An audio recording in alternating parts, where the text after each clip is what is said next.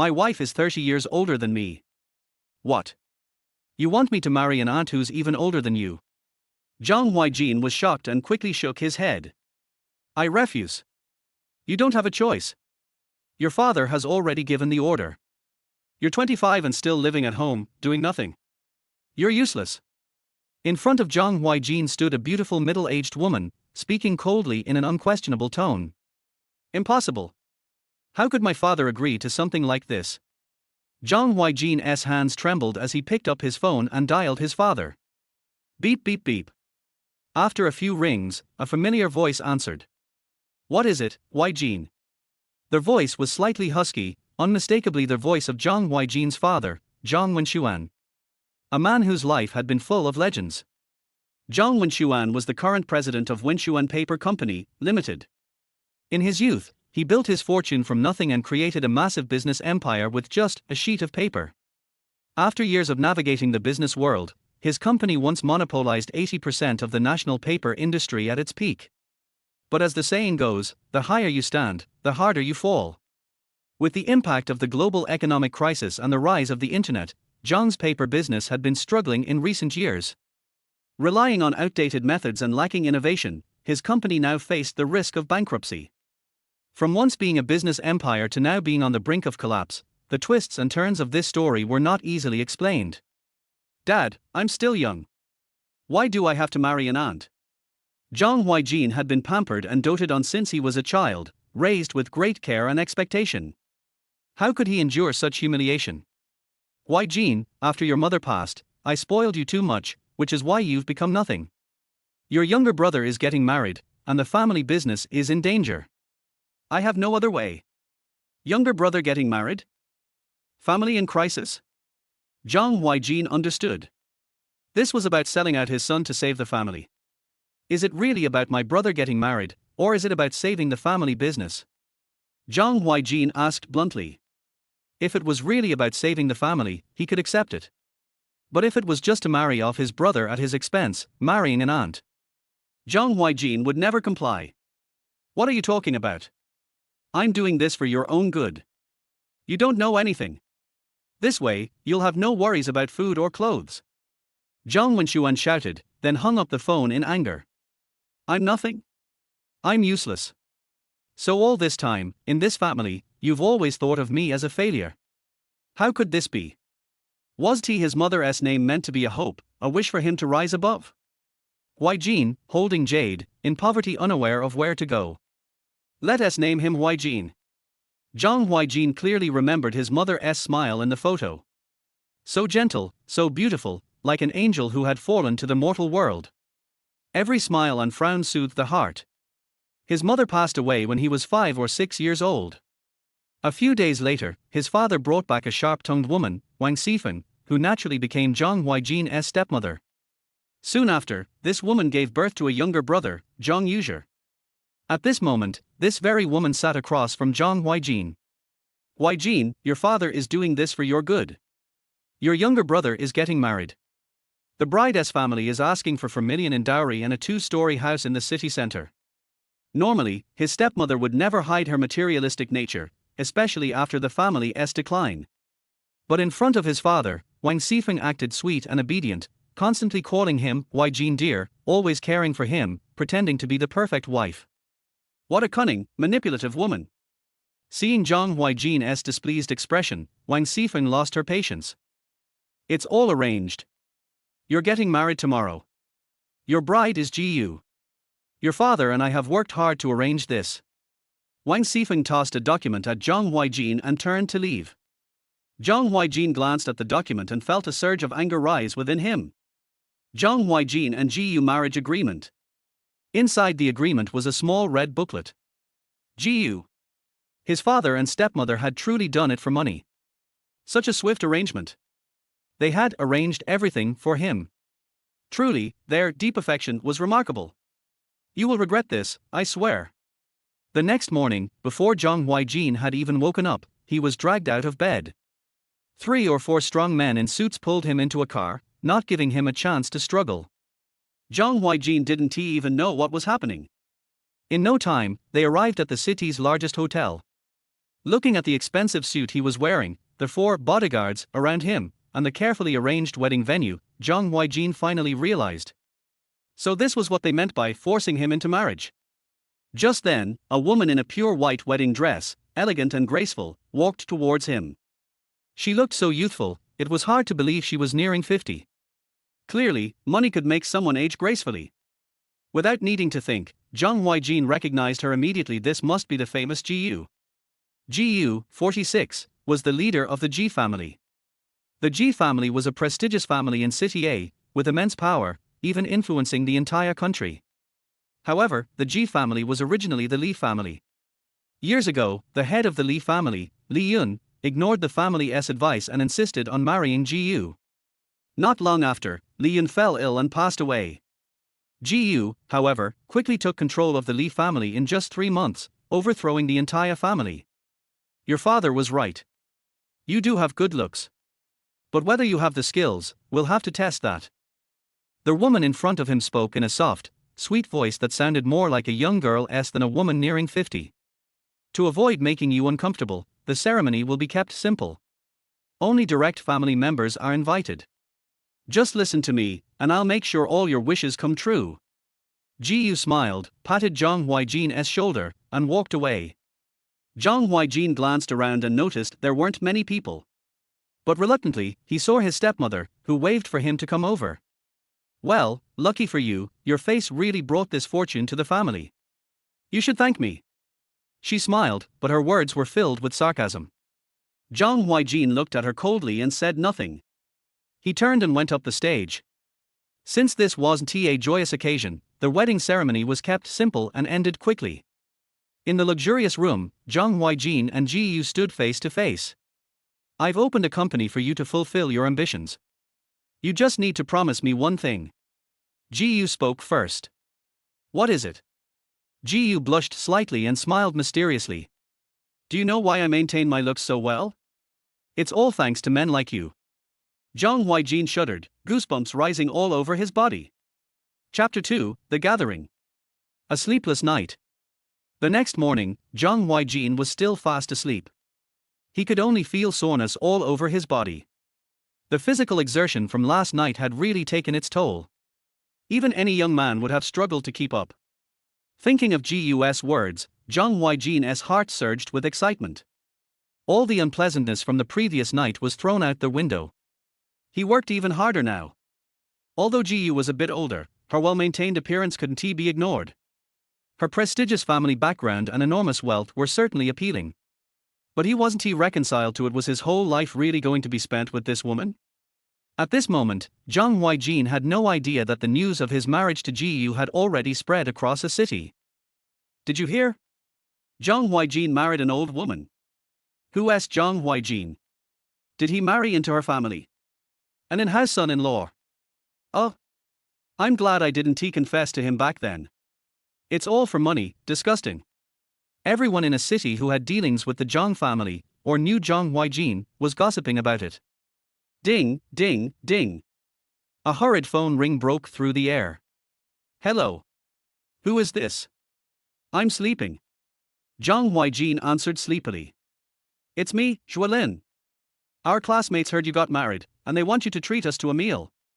Are you coming? On the other end of the phone, 5 people, 3 men and 2 women were giggling, with one man occasionally signaling for silence. Huh? Zhuolin? Sure. Tell them I'll treat them tonight at Romantic Home. Romantic Home wasn't the highest rated hotel in a city, but it was still considered high-end for regular folks, a place they generally wouldn't dare to enter. Zhang Huaijin had often eaten and drunk there with friends. He said this, then hung up, intending to go back to sleep. But something didn't feel right. With a start, he sat up straight.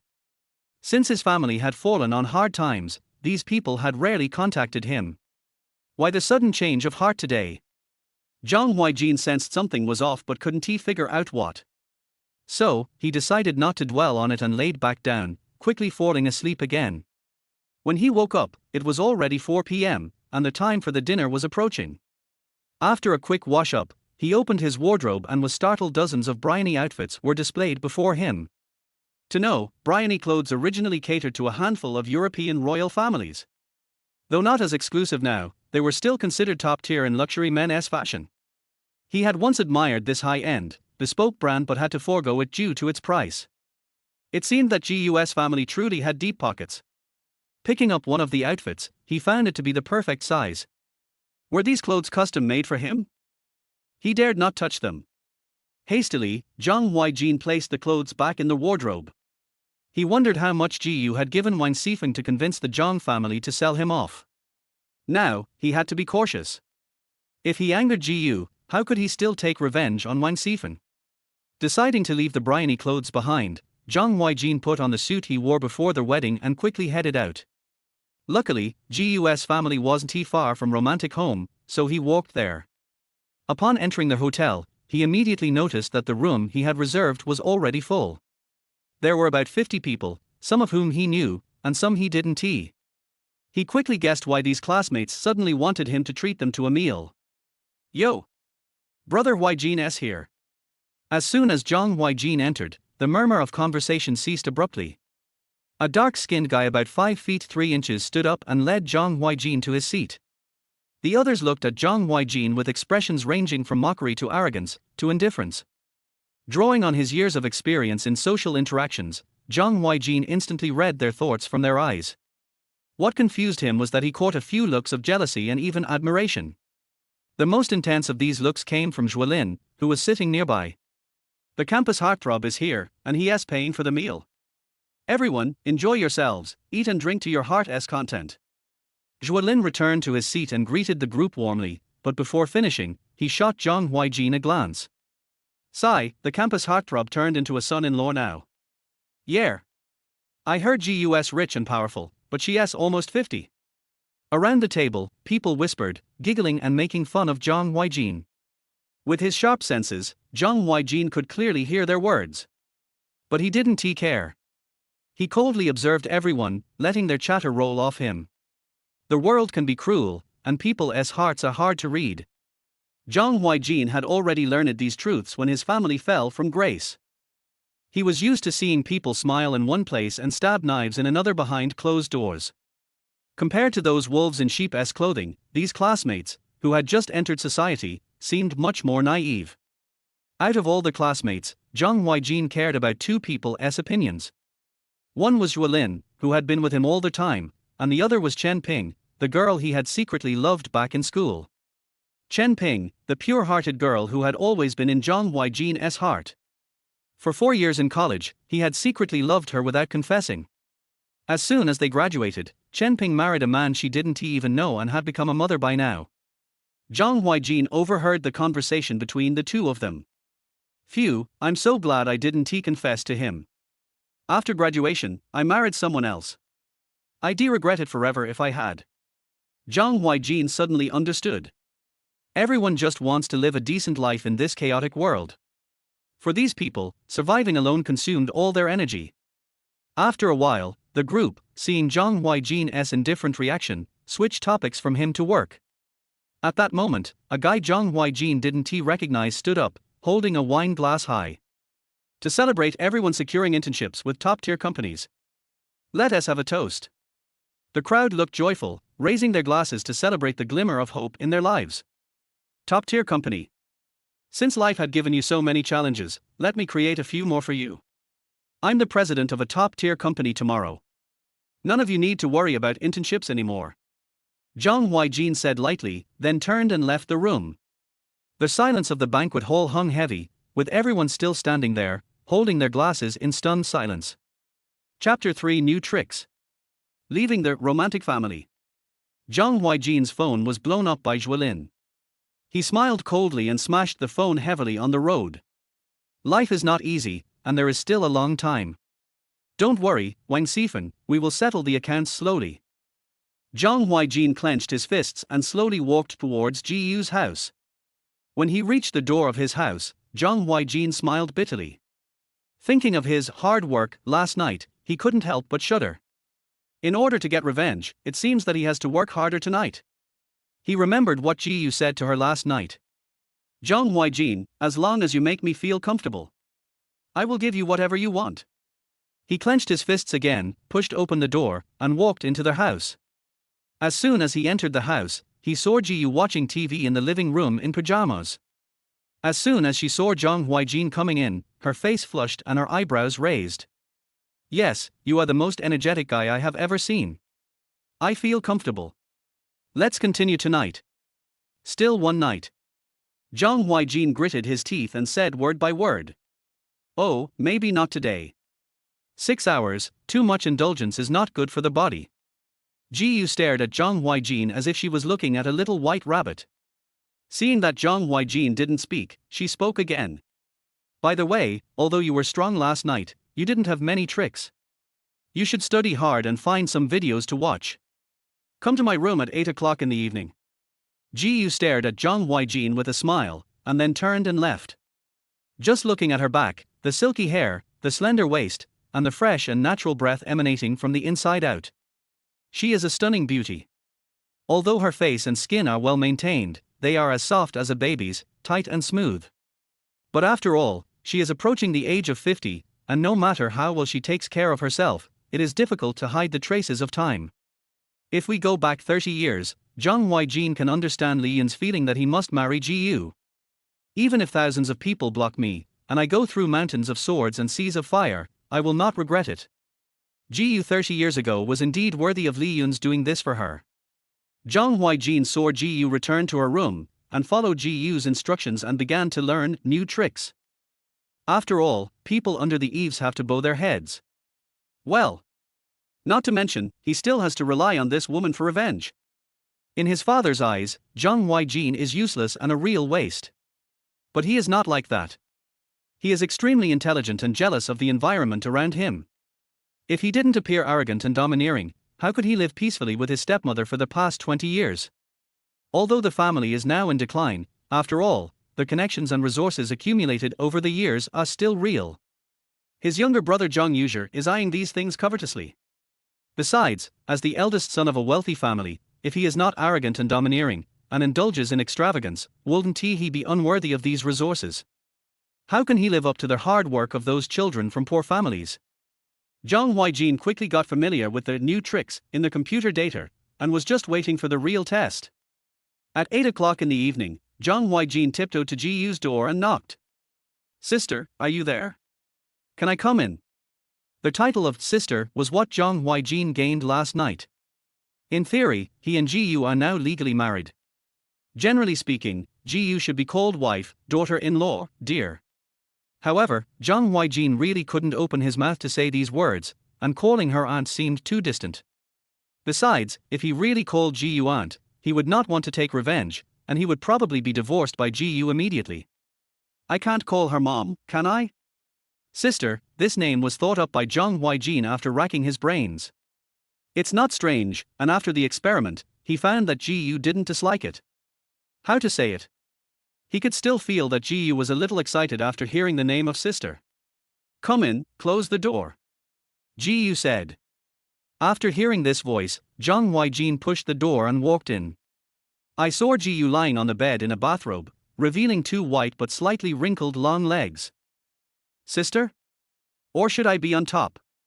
Zhang Huaijin asked softly. "Well, use more force. Try the new tricks you learned. Okay. Watch it." As he said, Zhang Huaijin took off his shoes and got on Ji Yu's bed.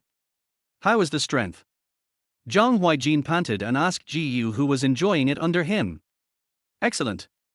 Ji Yu bit her lips, snorted, and said slowly. "Sister, it's good to be comfortable. This kneeling back move is a combination of Thai massage, yoga, and Chinese massage techniques that I created." Zhang Huaijin put his legs together, knelt on Ji Yu's back, and used all his strength to continue to give her a strong and rough massage. If outsiders saw this scene, they would be shocked. Ji Yu, a female elite who has been dominating the business world for many years, actually loves strong massage. Many business people have been struggling to figure out Ji Yu's preferences for many years, trying to attract investment. But no one finally did it. Thinking that he had given Ji Yu a strong massage all night yesterday, Zhang Huaijin's heart twitched. Isn't it enough if the force is not strong enough every time? Isn't it enough if the acupoints cannot be pressed? After a whole night of physical work without a break, how can I not be exhausted? Fortunately, it only takes 6 hours today, and I can get through it by gritting my teeth. Combined with the skills I learned today, it should be much easier than yesterday. But thinking about what I have gained, these things become unimportant. As long as I can step on Wang Sifeng under my feet one day, all the efforts now are worth it. Time passed little by little in Zhang Huaijin's vigorous massage. The crackling sound of bones and the slapping sound of hands never stopped for a moment. After completing a set of kneeling back massage, Zhang Huaijin used all his skills, and various new tricks frequently appeared, which made Jiyu applaud. Zhang Huaijin's entire massage movement was connected smoothly, making Jiyu applaud continuously with comfort. Zhang Huaijin was sweating all over, and used all his strength to serve Jiyu. After finishing, Jiyu, who was flushed all over, threw a credit card to Zhang Huaijin and said with blurry eyes, "This credit card can be used at will. Go buy some clothes tomorrow morning. Go to the headquarters of Peak Enterprise in the afternoon to take office as president." Zhang Huaijin took the credit card and was about to turn around and leave. "By the way, my daughter will be back from vacation tomorrow. I'll ask her to go with you. I'm worried about the clothes you chose. She's about the same age as me, so don't bully her." Jiyu turned her head slowly and stared at Zhang Huaijin. "It would be better if she was a little younger. I'm a father, but I'm still a virgin. It's so sad." "Got it." Zhang Huaijin sighed in his heart and walked out of Jiyu's room. Chapter for 30 years in Hershey. "I can't believe it, Dad. It seems you are still a man who will avenge himself." Li Qian saw Li Sifeng's ugly appearance and couldn't help laughing. She gave Zhang Huaijin a charming look and poked Zhang Huaijin's shoulder with her slender white index finger. "So my daughter, you have to be good." Zhang Huaijin continued with her words. As the saying goes, in ancient times, people lit beacons to trick the princes. Looking at Li Qian's enchanting appearance, Zhang Huaijin felt that if she was born in ancient times, she would be a disaster. Since today was his first day in office, he just did a basic handover. However, when he, the new president, took office, no one from the board of directors came. Making trouble? Where are those people from the shareholders' meeting? Why don't I see them? Zhang Huaijin asked the new assistant beside him coldly. They must be busy with something. The assistant lowered his head and did not dare to look at Zhang Huaijin's face, for fear that he would be angry. Poor thing. Li Qian on the side said jokingly, with a hint of amusement on her small and delicate face. Aren't you still here? Zhang Huaijin nodded and said seriously. Originally, when the new president took office, all the members of the board of directors should have been present to welcome him, but one or two of them disappeared. Since they are not here today, we will let them know the consequences of their absence tomorrow. Accounts have to be settled slowly, just like someone and someone else forced me to marry into their family. They say it's for the company, but who knows what it's for? It's all talk. This sounds like a love story, Li Qian murmured softly. Time flies. Zhang Huaijin quickly completed the president's handover ceremony and went home with Li Qian. But things were not so good for Li Sifeng. After Zhang Huaijin drove Li Sifeng out, she used both soft and hard tactics to get the security guard to let her go. She had to get this project no matter what. Let me go. I am the mother of your boss Zhang Huaijin. Believe it or not, I will fire all of you. Li Sifeng lied with her eyes open. Li Sifeng was picked up by 2 security guards and walked out of the company. It depends on whether you have the ability to do it. One of the security guards said with a sneer. This was the boss's idea. If this mother had a high status, she would still be thrown out by them. It would be a huge joke. The next second, before Li Sifeng could come to her senses, her whole body was thrown out, with her butt directly touching the ground. It was extremely painful. How could Wang Sifeng, who was kicked out of the company by the security guard, be willing to give up? She gritted her teeth and cursed Zhang Huaijin in her heart, this traitor. She never imagined that the treacherous beast would treat her like this. He is indeed a bastard that can never be tamed. Li Sifeng's miserable appearance was seen by the people in suits passing by, but no one was willing to help her up. She glared at the 4 big words, Peak Group, fiercely, imagining it as Zhang Huaijin in her mind. The ferocious face looked extremely terrifying. Zhang Huaijin, come out here. I'm your mother, and you dare to throw me out. Do you have any humanity? Li Sifeng made a scene like a shrew. Anyway, she was thrown out by the security guard and everyone saw it, so she didn't care about anything else. Li Sifan cursed at the door for a long time, but did not see Zhang Huaijin come out, so she bravely wanted to step into the peak group, but unexpectedly the security guard stopped her first, grabbed her with a powerful hand and threw her out again. The security guard started looking at her as if she was a psycho from the moment she started yelling at him. Coincidentally, Zhang Huaijin and Li Qian happened to come out and saw this scene. "Why don't you leave?" Zhang Huaijin was not kind to his stepmother and spoke in a cold tone. "He is really persistent, like a dog's skin plaster." Zhang Huaijin knew that with Li Sifan's personality, if she couldn't get the project, she might do something unpredictable. "Zhang Huaijin, you bastard, you actually dared to kick me out. If you hadn't been allowed to marry into my family, you would have been able to get to where you are today. How dare you be so arrogant to me? You don't want to live anymore." Li Sifan saw Zhang Huaijin, who was dressed in an expensive suit, while she herself was in such a dishevel, and spoke in a fierce tone. "Please be careful with your words." Li Qian looked Li Sifan up and down, her charming eyes full of disdain for her words. This fish that escaped compulsory education spoke dirty words, which seemed to come from a very smelly garbage dump. "So this is how Mr. Li treats customers?" Zhang Huaijin sneered. Li Sifan was stunned for a moment. Does this mean that Zhang Huaijin is going to give the project to her? However, if Zhang Huaijin knew that Li Sifan was thinking this way, he would probably ruthlessly expose this fantasy. "Mr. Zhang, I was just talking nonsense just now. I hope you don't take it to heart. Look, I've been waiting for you here on purpose," Li Sifan said in a fawning manner, with a flattering look on his face. Li Qian on the side covered her mouth and smiled. The change before and after was really huge. It would be a shame if he didn't enter the entertainment industry. With this performance, he should at least win an Oscar. "Get out and don't show up in front of me," Zhang Huaijin said with a frown. "This looks disgusting. Why didn't she treat him so nicely when she sent him to be a son-in-law? Now that he is powerful, he is pretending here." He waved to the security guard, who reacted immediately and strode forward to restrain Li Sifan and prevent them from getting close to Zhang Huaijin. "What are you doing? I'm here to discuss cooperation with Mr. Zhang. Why are you stopping me?" This time Li Sifan learned her lesson. Zhang Huaijin is now the president of Peak Group, and her project is in his hands. If I offend him, my project will be ruined in my hands, and how will I hand it over to the company then? Those old foxes are going to tear her apart. At this time, a high-end black Rolls-Royce stopped in front of Zhang Huaijin. He didn't even bother to look at Li Sifan. He just opened the car door and let Li Qian get in first, with his other hand resting on her head, acting like a gentleman. "I didn't expect you to be such a gentleman." Li Qian's soft voice reached Zhang Huaijin's ears. Zhang Huaijin smiled. "Mr. Zhang, our project hasn't been finalized yet, please don't leave." As far as she could see, Zhang Huaijin was about to get in the car. Li Sifan wanted to push the security guard away to stop him, but the backlash made her fall to the ground. The security guard didn't even bother to watch and went straight back to his post. The car drove away in a cloud of dust, leaving only a puff of air for Li Sifan. She was unwilling in her heart. If Zhang Huaijin had dared to show her displeasure before this, she would have dealt with him long ago. It's not my turn to beg him so humbly now. Chapter 5: A Box of Car Keys. Are you feeling particularly proud now? Li Qian approached Zhang Huaijin with a smile on her face.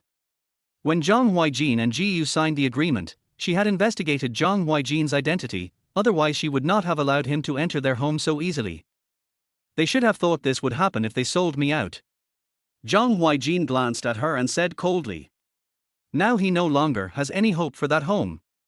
Li Qian nodded with satisfaction, feeling that the man was becoming more manly. She was in a bad mood, raised her eyebrows, took Zhang Huaijin's left arm with one hand, and pressed her whole body against him. What is this daughter going to do? Zhang Huaijin was stunned, feeling the heat coming from her body. He just felt hot.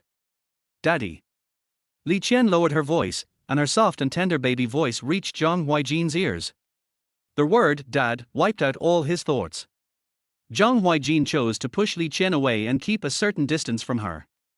The latter laughed out loud, and the laughter was pleasant to the ears, like a wind chime hanging at the door being blown by the breeze. As time passed, the car soon arrived at Ji's house. Mom, I'm back. Li Qian ran to Ji with a smile, like a flying butterfly. Zhang Huaijin just felt that the word mom was meaningful. After all, if the two of them walked on the street, everyone would think they were sisters, and they secretly felt that Ji had taken such good care of her. Be good. Ji rubbed Li Qian's head. Zhang Huaijin also shouted, Sister. He glanced at the living room and found that all the clothes Li Qian bought for him today had been delivered. Fortunately, the living room was big enough.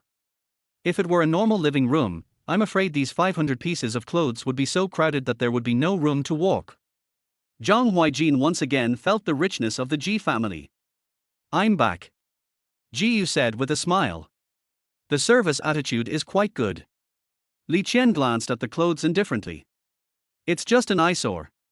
Let the nanny put it in your closet later. Ji took Li Qian's left hand and Zhang Huaijin's right hand and walked to the dining table with a smile, saying, Okay, you've been out for the whole day. Now it's time to eat. Come and eat with me, both of you.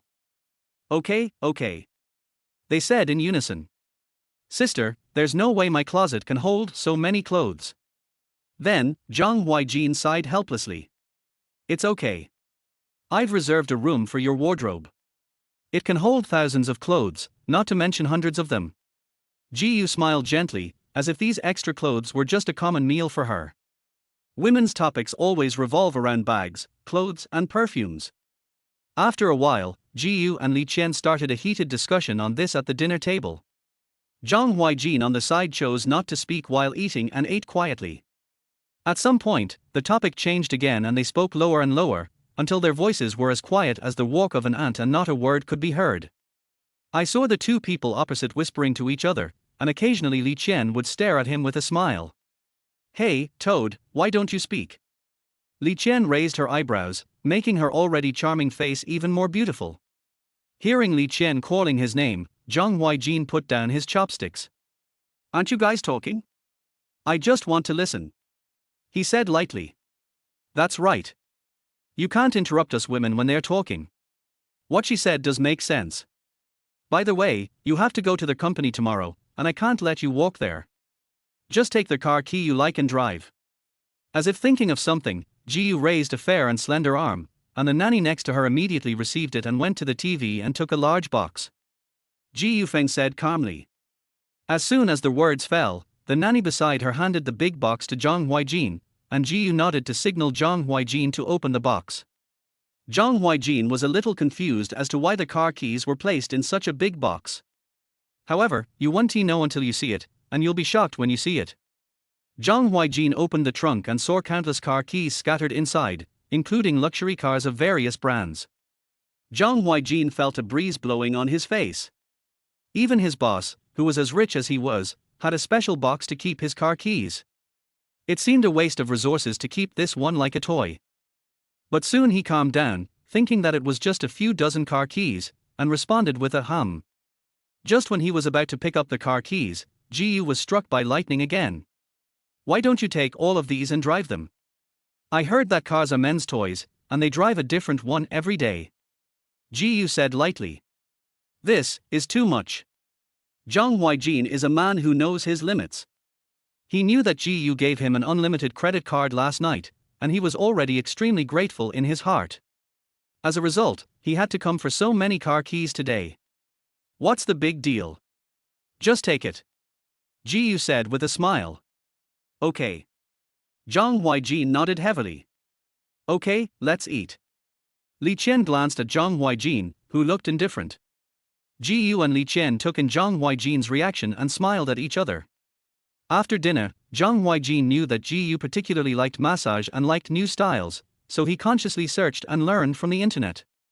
After all, he first received an unlimited credit card and then received so many things. Zhang Huaijin has a strong learning ability and can memorize the video after watching it once. Ji had a strictly set bathing time. He glanced at his phone and saw that it was exactly 9:15. He still had time, so he found a few new styles to learn and deal with it.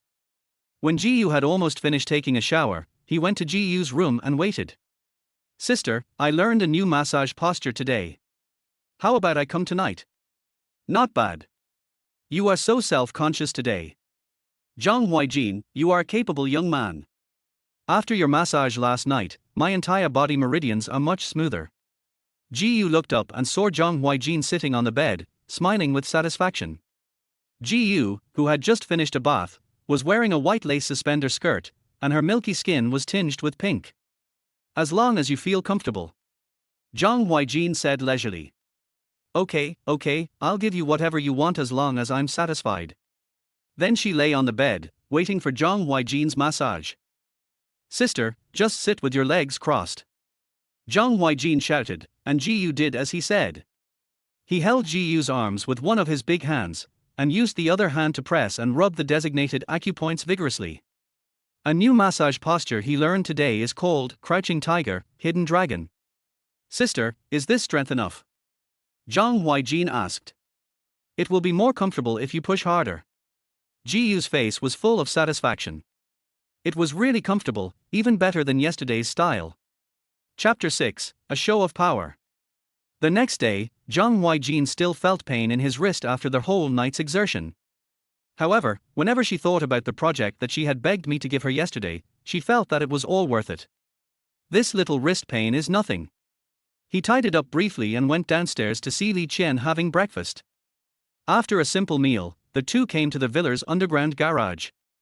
Dozens of luxury cars were neatly displayed in front of them, like a luxury car exhibition.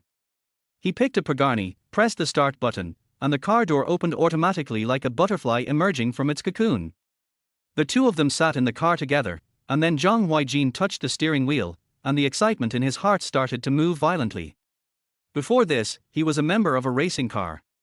He blew a whistle at Li Qian and gave a safety reminder, hold on tight. As the car's accelerator opened, the friction between the tires and the ground became more and more intense, like a wild horse running wild. In the blink of an eye, the car sped out and ran wildly on the road. Zhang Huaijin glanced at Li Qian, who had a blank expression on her face, and then sped up again. You drive well. Li Qian said in a nervous tone. Zhang Huaijin let out a tsk. He thought Li Qian was not afraid at all, but she was just pretending. The strong wind blowing through the gaps in the car window and hitting their faces made them feel even more irritated. Finally, the car turned a 360-degree turn in front of the gate of Peak Group and stopped. Li Qian took a deep breath. It was really exciting just now. It was terrifying and made her feel dizzy. Zhang Huaijin smiled, then got out of the car, walked to Li Qian's passenger seat and helped her out. The latter stood firm and immediately shook off Zhang Huaijin's hand. Li Qian pouted and said, I'll let you scare me, but I'm afraid those old foxes will surround me and skin me alive. If you're a little fox, I can consider it. As for the old fox that Li Qian mentioned, he is really not afraid of him. He holds the control in his hands. What can they do? Can they force him? Zhang Huaijin sneered. He walked slowly without any hurry, and Li Qian followed his pace. The shareholders' meeting will be held at 10 o'clock, and it's already 10:30. Li Qian leaned close to Zhang Huaijin's ear and blew a breath, then said with a smile while squinting her eyes. There was an obvious hint of gloating in his tone. It's okay, I have you with me. The latter said calmly. Li Qian was speechless. Every time she was in front of Zhang Huaijin, her eloquence would roll into the Pacific Ocean and never come back. Zhang Huaijin and Li Qian came to the shareholders' meeting room together, opened the door forcefully, and walked in towards the light. Good morning, everyone. Zhang Huaijin said with a smile and raised his hand to greet everyone. The smile on that face formed a sharp contrast with the displeasure of the other shareholders present. Li Qian on the side glanced at Zhang Huaijin, threw him a coquettish look, and calmly sat in her seat with an attitude of watching a good show. As the largest shareholder, why are you so late? Don't you know the meeting time? The speaker was Li Hong, the third largest shareholder of Jinfen Group. He shouted loudly in a sinister voice. He was seen sitting directly on the head chair in the conference room, which was the seat for the largest shareholder. However, other shareholders did not object when they saw this scene. There was obvious accusation and anger in his tone. Good fellow, he gave me a warning right after I came. However, Zhang Huaijin still looked calm. He heard that Ji Yu had thrown all her shares in Jinfen Group to her husband, and he was so angry that he smashed a lot of things in the house. I have heard that Ji Yu's man is just a young gigolo. What's the point of relying on women for a living? What's the use of this kind of man except being young and energetic? He just gives away such a big commercial company. What if it goes bankrupt? And he is alive and son-in-law. This is simply a shame for men.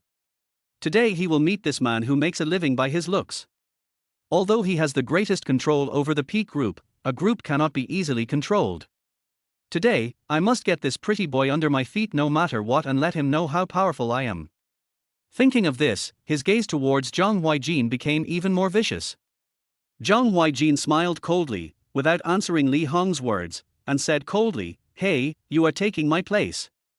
Huh, you are not worthy of this position." Li Hong stood up and looked at him. Zhang Huaijin grabbed the chair, moved it a little, and said, "Well, sit down if you can." Li Hong gave Zhang Huaijin a look that said, "I knew you didn't have any ability," and bent down to sit down, but he missed and fell to the ground. You actually dared to touch my chair." Li Hong had never experienced such pain before. He was sweating profusely from the pain and pointed at Zhang Huaijin with one hand to accuse him. When the other shareholders saw how ruthless Zhang Huaijin was, they were so scared that they dared not speak for Li Hong. Zhang Huaijin ignored him and didn't even look at Li Hong. "I tell you, I have absolute control over Peak Group. Don't play any tricks on me. Otherwise." Zhang Huaijin's eyes were deep, like an unfathomable black pool, and he said with squinted eyes, "I heard that shareholders can be eliminated. Tell me whether I should take over your position." The tone was full of threats. He glanced at the shareholders present, his eyes showing the calmness of someone who has seen the prosperity of the world, experienced the vicissitudes of the world, and the ruthlessness of someone who has been immersed in the business world for a long time. Li Qian, who was standing by, thought Zhang Huaijin was so handsome when she saw him like this. She thought that the toad was going to be eaten by these old foxes, but she didn't expect that the situation would be reversed and she would become the manipulator. She raised her eyebrows at Zhang Huaijin. When Li Hong and other shareholders heard this, they were so frightened that they broke out in cold sweats. They never expected that a pretty boy who relied on women would have such a look. "Do you think I'm late now?" Then, Zhang Huaijin said calmly. But if anyone dared to answer yes, I'm afraid the coldness in his eyes would kill that person. No, Mr. Zhang, you can come anytime, right?" A Mediterranean man immediately changed his expression and said with a smile. After he finished speaking, he looked at the other shareholders. They nodded heavily and agreed, yes, Mr. Zhang, you are our leader, whatever you say is what counts. You don't even know, we just came here specially to wait for you. The Mediterranean man lied with his eyes open. Chapter 7 Difficulties. Really? Then why didn't I hear your welcome? Zhang Huaijin snorted coldly, his tone a bit aggressive, but there was no need to have a good attitude to deal with this group of people. Waiting for me to come? This person is quite good at adapting to the situation. Zhang Huaijin leaned lazily in the chair and couldn't help laughing out loud when he heard the Mediterranean man lying with his eyes open. He glanced at Li Qian standing beside him, and the two of them looked at each other in tacit understanding. Yes. Where is their welcome? Why aren't you two talking? Are you mute? The flattering and hypocritical smile on the Mediterranean's face seemed to be frozen by ice. These people have been in the business world for so many years, and they always say one thing to one person and another to another. This is the first time I have seen Zhang Huaijin expose someone's thoughts so directly. Then, he reacted immediately and spoke righteously for Zhang Huaijin, but it was difficult to tell how much sincerity there was in his words. After these words fell, several shareholders collapsed and followed Mediterranean and said, "Welcome our President Zhang, a warm welcome. Mr. Zhang, I have heard of your great name. I heard that you are handsome and capable. I see today that you are indeed extraordinary. Yes, you are finally here. Take a good look at our President Zhang's invisible domineering and cold temperament. He is almost making us bow down to you. Oh my God, Mr. Zhang, we are all looking forward to your arrival. Before this, we were still discussing how great you are. Today, I am glad to see you in person, with your handsome and dashing appearance. I believe that under your leadership, Jinfeng Group will surely move towards a more glorious future. Mr. Zhang, I heard about your arrival last night. After observing the celestial phenomena at night, I knew that a great god would appear today. It's you. The group of shareholders in front of us have a strong desire to survive. Zhang Huaijin couldn't help but laugh. This guy was so awesome. Welcome, Mr. Zhang. Li Qian said playfully. Li Qian tried hard to hold back her laughter as she watched the old foxes who were supposed to exploit Zhang Huaijin turn against him and join Zhang Huaijin's side. Their servile appearance was as comical as it could be. As soon as Li Qian said this, more people repeated her words. Li Huaijin has Gu as his strong backer, who dares to offend him. Moreover, they had originally planned to take advantage of this pretty boy's lack of knowledge of business management to seize control of Peak Group, but they did not expect that these few simple words would knock them out. Especially Zhang Huaijin's eyes that could kill them instantly, which was in no way inferior to their experience in the business world. Mr. Zhang, are you satisfied? If you don't like it and think it's not loud enough, I can give you that loudspeaker and hold a welcome ceremony for you. Mediterranean smiled ingratiatingly. Among the 36 strategies, running away is the best one, but now we need to change that. Among the 36 strategies, following boss Zhang Huaijin is the best one. Mr. Zhang, what do you think? Then, Mediterranean asked again. Zhang Huaijin did not show the satisfied smile he had imagined towards them, and he suddenly felt a little frustrated. If Gu had not set up a situation in which the largest shareholder could directly purchase the shares of small shareholders in order to acquire the company when he was in the company, the most important thing would be whether the former or the latter is the preferred shareholder of the company, and he would not have to fawn on Zhang Huaijin like this now. I think he has been able to get to where he is today after all these years, but other than that, he still has the ability to judge people. Zhang Huaijin is not simple. It is hard to imagine how a young and incompetent son-in-law could be so calm in facing them just now. Zhang Huaijin frowned, his eyes blank, as if he didn't take their welcome seriously. It's all hypocrisy anyway. Sooner or later I will let them know that I am capable. Didn't Li Sifeng always say that she was a waste and a loser? Then let her know whether the loser she called her was true or not. Then, Zhang Huaijin laughed. He lowered his head slightly and looked at Li Hong, who was lying on his buttocks on the ground, looking a bit ridiculous. The latter's expensive suit had already been wrinkled as if it could not withstand the torture from falling to the ground. That ugly. What do you think of me? Zhang Huaijin roughly twisted Li Hong's face with one hand and forced him to look at him. If I remember correctly, he was the first person to attack him. Very, very good. Li Hong said stiffly. I just denied this person with all my strength, so how can I ask him to admit it now? He was still thinking about what Zhang Huaijin had just said.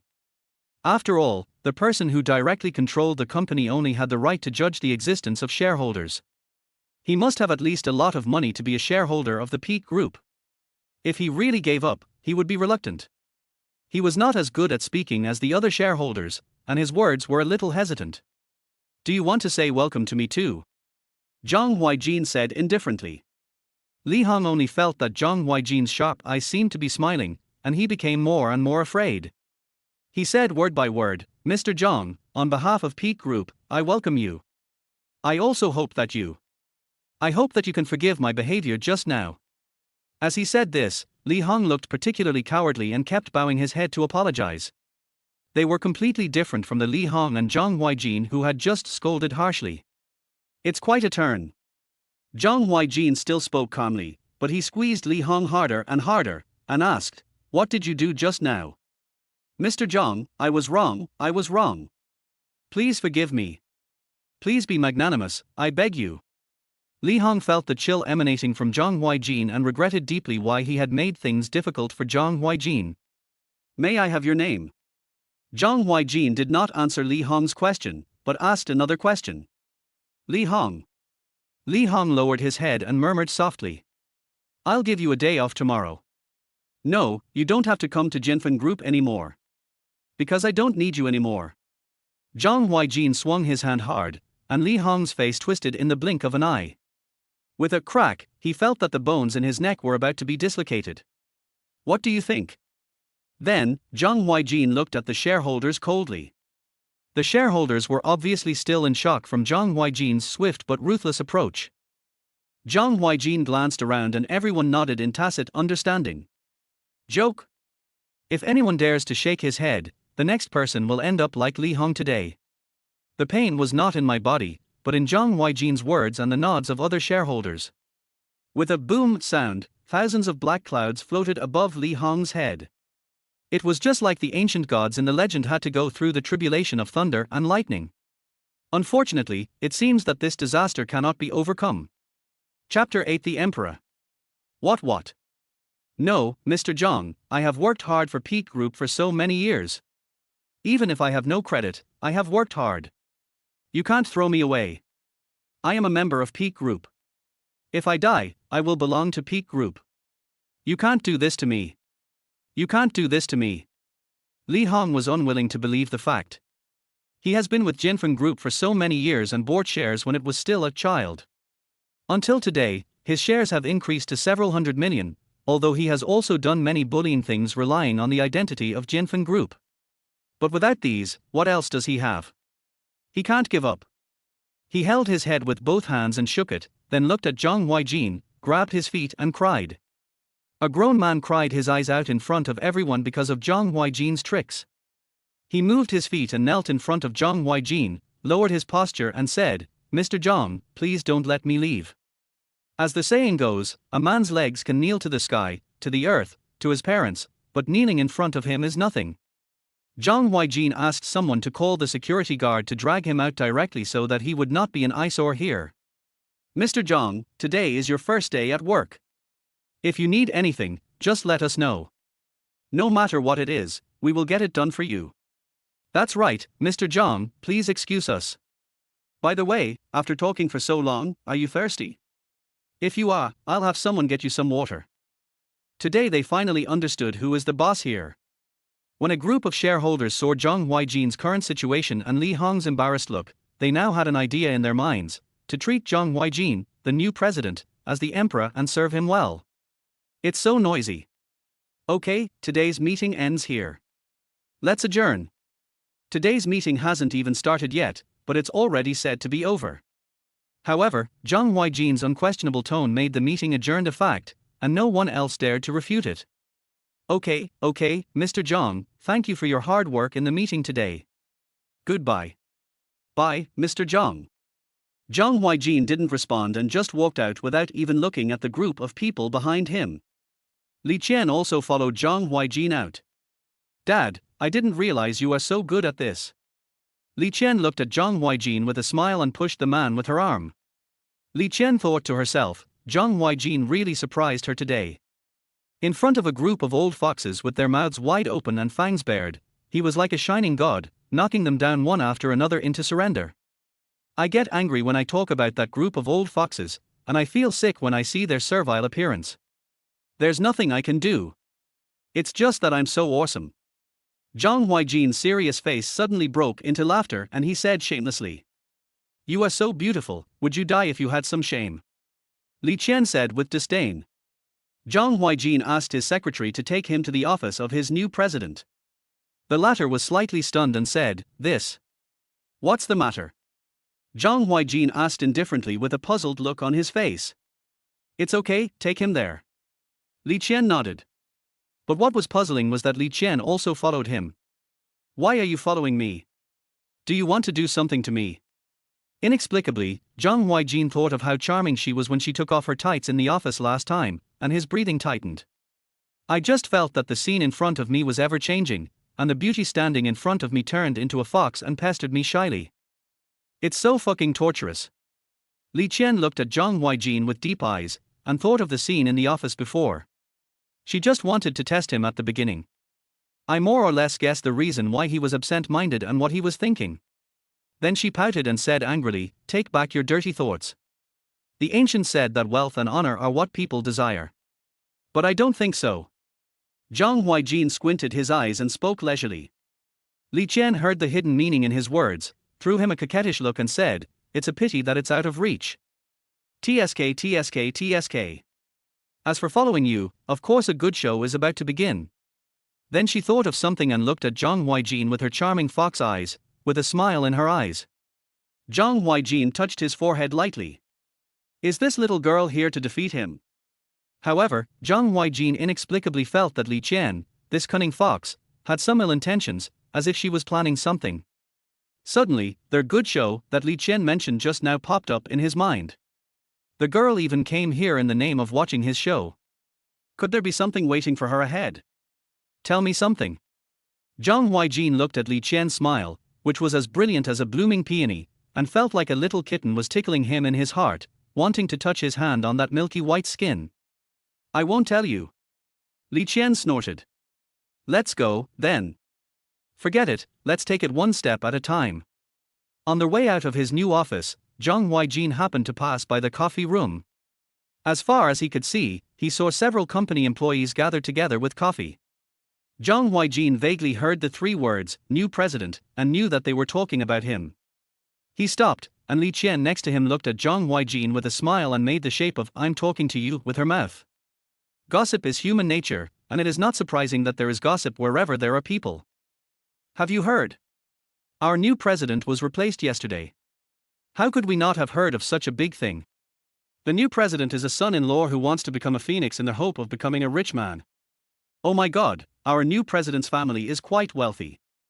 There are rumors that the new president's family was devastated by the economic crisis, so. The man didn't say the rest of his words to use face, but they were even more meaningful. Oh, no, TSK, don't you think our new CEO got this position because he served me well in bed and the sponsor gave it to him? The previous president of our Peak Group was quite good, but this time he was replaced by a pretty boy.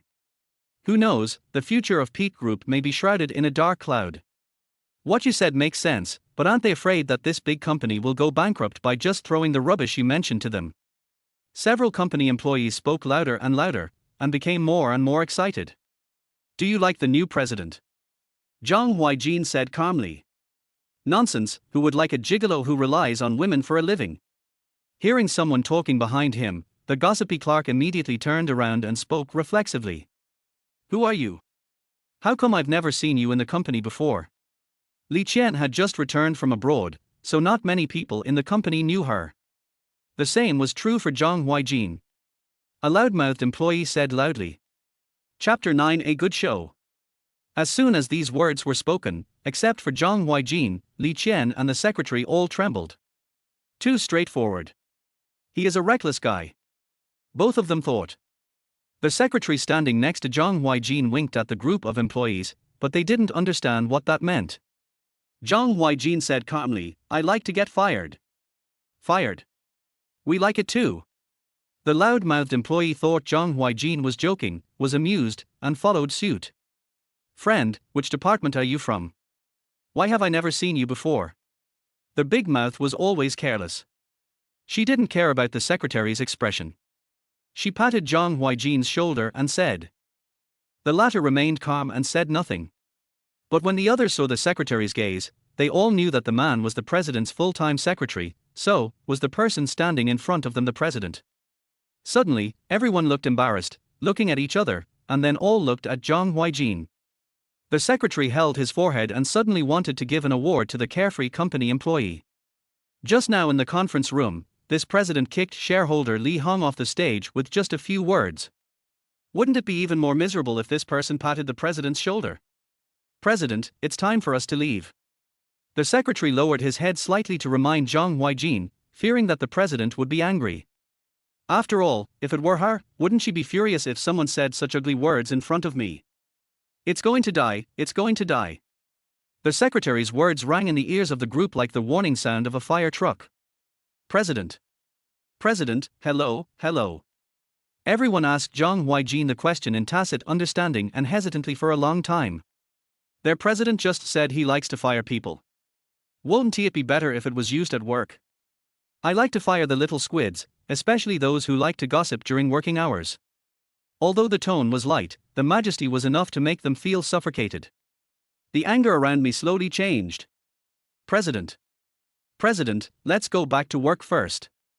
An employee immediately came over, lowered his head, asked a question, and left. Who said the new president is useless and can't manage the company well? Just based on what he said just now and the majestic aura emanating from him, you could tell that he was not someone to be trifled with. Their new president is horrible. The employee who left first also led other employees to leave. This is what you call a good show. He didn't expect that he could actually hear other people's evaluation of him from the bottom of their hearts. Pretty boy? This is not what I prepared for you. Li Qian waved her hand. She also heard it by accident. Are you angry? Others said this to you. Li Qian asked with a slightly stunned expression on her face. You're an outsider, so why bother with me? Zhang Huaijin didn't expect her to ask this, and said nonchalantly. If they were in their own situation, what else could they do if their parents had already made the decision? Anyway, just don't compare it with your own heart.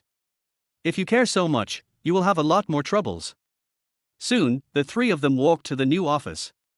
As far as the eye could see, the so-called new president's office seemed. What's going on? When Zhang Huaijin pushed open the door of the president's office, the walls inside were opened, and there was no trace of the desks and chairs used for office work. President's office. This is just a house embryo. Because you are new president, the people below want to redecorate it for you. The secretary said word by word. A good show. There must be someone behind this. They said he was the new president and they would give him a new office. But now there is no office space. The new president has no office, which makes him lose face in the entire group. Find the person in charge to come up to me. Zhang Huaijin's angular face became increasingly tense and he was angry. He turned to look at Li Qian, who was leaning leisurely beside him. Her professional attire made her curvy and graceful figure even more charming. I don't know anything. Li Qian blinked her wet eyes. Zhang Huaijin's heart suddenly softened. Hello, President. Time passed, and the secretary quickly led the person in charge forward. The person in charge glanced at Zhang Huaijin and called out casually. How long does it take to renovate an office? Zhang Huaijin hits the point directly. President, this will take at least a month. Why don't you go to the conference room first? It doesn't matter where you are anyway. The person in charge looked at Zhang Huaijin, and the contempt and disdain in his eyes were obvious. Asking a CEO to go to the meeting room? Are you kidding? Zhang Huaijin raised the corner of his mouth and smiled faintly. That smile was as chilling as ice in November. Say that again. Zhang Huaijin trailed off, his tone full of threat. Just say it. It will take a month to renovate. Please ask the president to work in the office. The person in charge said through gritted teeth. He had heard of the new president's title a long time ago, and thought that the new president would be some big shot. Later, he heard that he was just a son-in-law who relied on women to get to the top, and he had the nerve to talk to him like that. I don't know if I have the ability yet. He felt disgusted just looking at this kind of man, and he was actually the new president of their group. If a new president had been appointed in the past, the place would definitely need to be redecorated. After all, who would like the traces left by the previous president? However, it would usually be renovated before the president took office. This time he deliberately took a month to complete the renovation. How much decision-making power can a son-in-law have? 3 days at the earliest. If you can't handle it within 3 days, you all can get out. Zhang Huaijin said coldly. The person in charge didn't care about Zhang Huaijin's words at all. After all, he had an uncle who was a shareholder in Peak Group. What was there to be afraid of? He said, I'm sorry, I can't. The person in charge stood in front of Zhang Huaijin, his legs shaking like a street thug, showing no respect at all. However, he didn't know that his so-called shareholder uncle, Li Hong, had been kicked out long ago and could not protect him at all. The original person who did this was Zhang Huaijin. Oh? Are you so capable? Can't? Get out now. Zhang Huaijin gave the order. What right do you have to tell me to get out? I tell you that my uncle is Li Hong. If you tell me to get out, I will let my uncle impeach you at the shareholders' meeting and make it impossible for you to be the president. When the person in charge heard this, he became furious. In the Peak Group, with his uncle as his patron saint, everyone would be respectful to him. This new president dares to treat me like this. Your uncle is Li Hong. Zhang Huaijin seemed to have heard a huge joke and said, he left this morning. Now it's your turn. We are a perfect couple. Chapter 10 Going to a Party. Su Qian studied management abroad, so she was quite familiar with the company's affairs. She thought it would be difficult for Zhang Huaijin to handle these documents, so she looked up at him. As far as the eye can see, he is flipping through the documents very quickly, finishing the second page in just 1 minute. So fast, can you see in? Can you see inside? Su Qian asked carefully. I basically have a photographic memory and I read very fast, he said lightly, without showing off too much about this amazing ability. He still remembered the reason why his mother gave her the name, holding embroidery in my arms. I have no idea what it means. Before this, his father thought he was a rich second generation who lived off others and did nothing all day, otherwise he would not have married him into another family as a son-in-law. His father didn't understand him and was never willing to understand him, but today he was discovered by his wife's daughter. Ridiculous. I didn't expect you to be so capable. Li Qian praised with a smile. Time flew by unknowingly, and soon it was time to get off work. Zhang Huaijin followed Su Qian to attend what she called a roommate party. Box.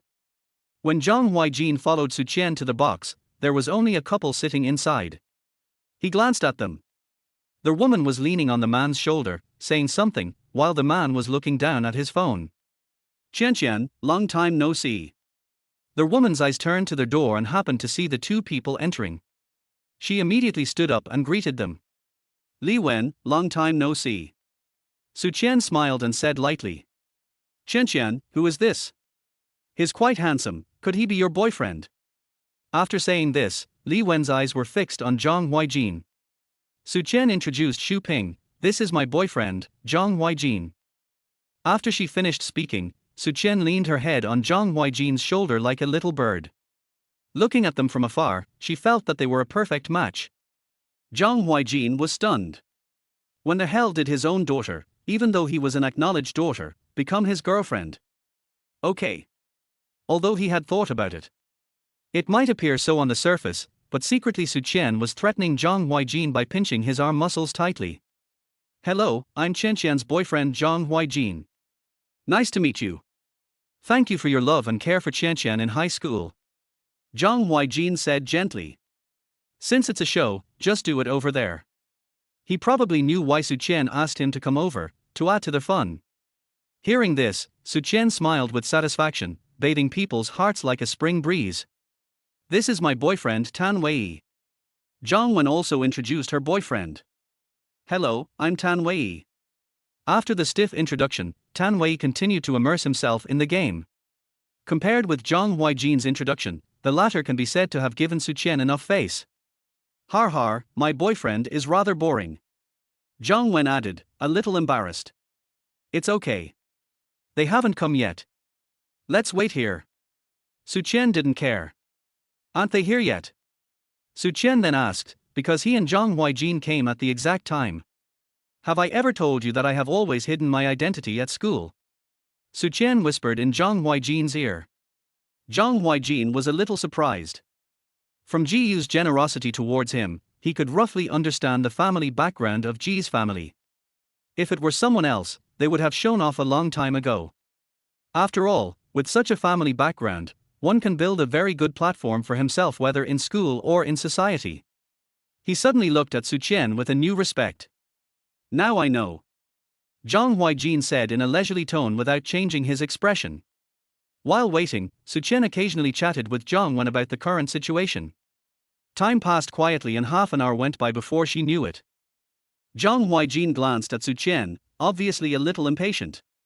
What kind of stupid concept of time is this? If you're not coming, just let me know. Do you want to give them a call to remind them? Zhang Huaijin said with a frown. I've sent messages to both of them, but they haven't replied yet. Su Qian was also a little helpless. Zhang Wen and her boyfriend also frowned. Half a quarter of an hour later, the door of the box suddenly opened, and two people who had been missing for a long time, Xia Minute and Chen Zihan, who lived in the same dormitory as Su Qian, appeared. Behind them stood two men, both holding a bunch of shopping bags in their hands. Obviously he was just back from shopping. Oops, sorry. Zihan and I are late due to some matters. He said this, but there was no sign of apology in his voice. Xia Minute waved her left hand, and a diamond ring on her hand sparkled in the warm light of the box. Zhang Huaijin was stunned. Is this considered a woman showing off? Su Qian, long time no see. We too really miss you so much. Xia Minute said with a smile.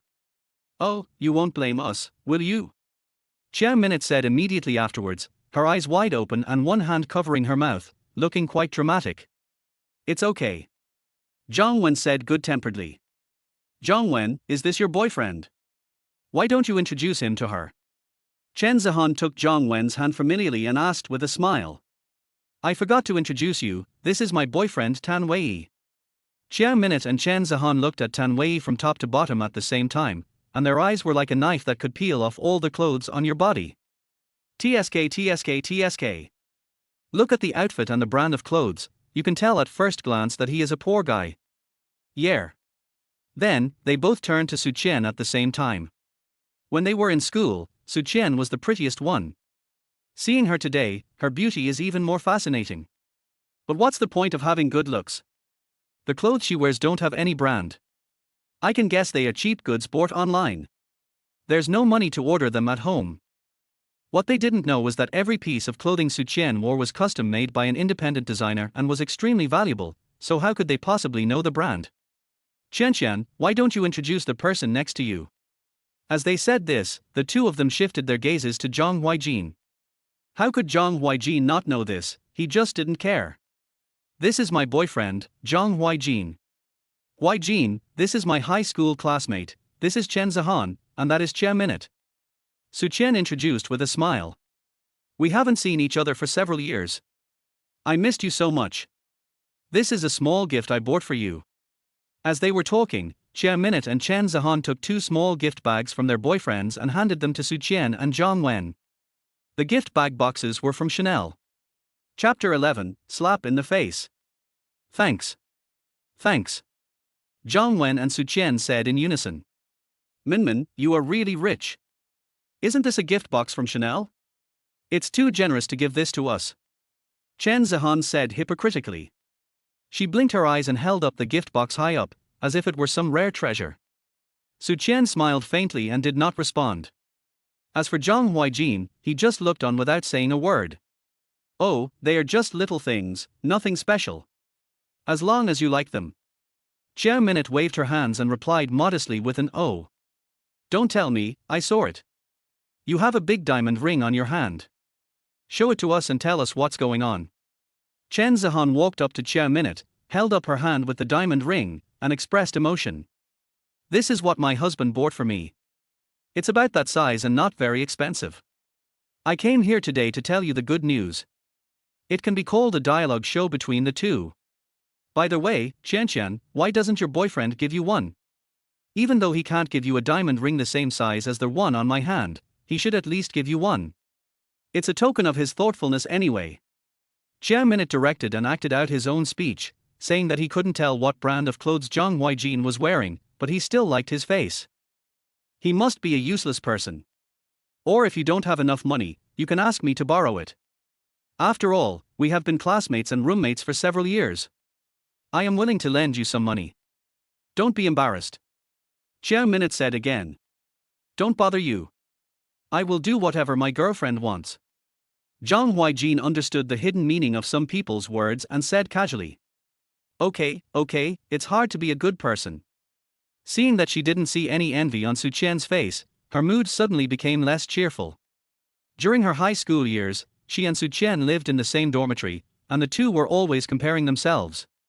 Su Qian was better in both beauty and academic performance, especially since she was the daughter of the Che family and had a better background than her.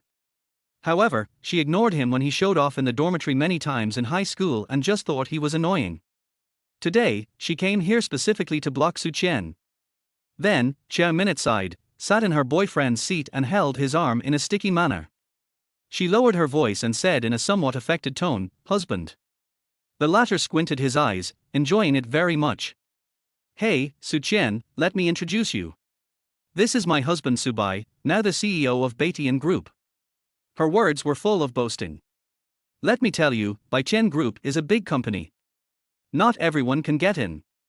Chiamin's husband was quite pleased to hear his wife praising him like this, and he smiled with his eyes narrowed. A party, as the name suggests, is a place to show off. Su Qian, what does your boyfriend do? As she spoke, Chia Minute turned her anger towards Su Qian again. President of the company. Zhang Huaijin said shockingly, and Chen Minute and Chen Zihan dared not speak. Company president? It's only been a few years and Su Qian has done so well that she has even hooked up with the company's president. Zhang Huaijin was leaning lazily in his seat. He thought it was just an ordinary party and Su Qian came because she needed to bring a companion. But unexpectedly it was a hongmen banquet. But these two high school classmates in front of me are really annoying. Wandering around to show your presence? Excuse me, sir, which company do you work for? Chia Min's boyfriend asked with a hint of flattery in his tone. I'm going to go out for a while, you wait for me. Zhang Huaijin ignored everyone's gazes and ignored the words of Chia Min's boyfriend. He stood up, stretched out his index finger to circle a strand of her hair and casually rolled it up, then left the private room. Go ahead. Su Qian had a perfect smile on her delicate face. What is Zhang Huaijin going to do? Oh, I didn't expect that you, Su Qian, actually hooked up with such a big shot. It's true that you can't judge a person by his appearance. Chia Minute said with a smile. Su Qian just gave Chia Minute a look and didn't say anything in response. The main purpose today is to test the character of my future husband. As for Chia Minute, she really looked down on her, thinking she was just an ant. Zhang Huaijin called his secretary and asked her to go to the Hermes store to pick out a few Hermes bags. Zhang Huaijin stood in the box and waited for a while. He glanced ahead and saw his secretary walking towards him in a hurry. He was carrying several Hermes gift bags in his hands and looked a little bloated as he ran. President, I'm here. The secretary panted. She was a little curious why the president suddenly asked her to buy a bag. Thank you. Zhang Huaijin calmly took the bag from the secretary and turned back to the box. The security compartment door was opened, and Zhang Huaijin came in again with some more things in his hands. Chia Minute and Chen Zihan looked at them curiously, and found that they were all Hermes gift boxes. What is he going to do? You're back. Su Qian raised her eyebrows and lips, her tone a little frivolous. She glanced at Zhang Huaijin and saw the bag hanging in his hand.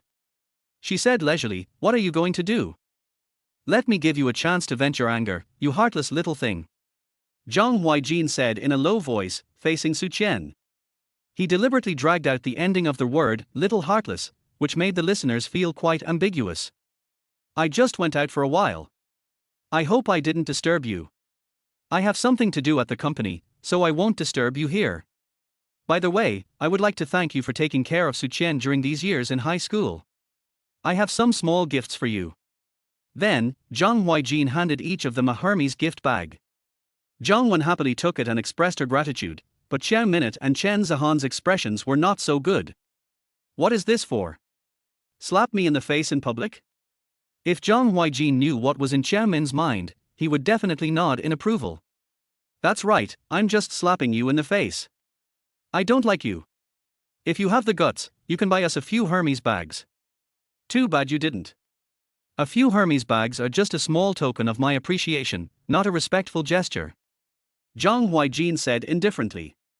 My boyfriend has nothing but a lot of money, so enjoy yourselves. Su Qian added a bet to them. Then, Zhang Huaijin pulled Su Qian out of the box, only to see Chia Min's face turn from white to blue, blue to green, and green to black.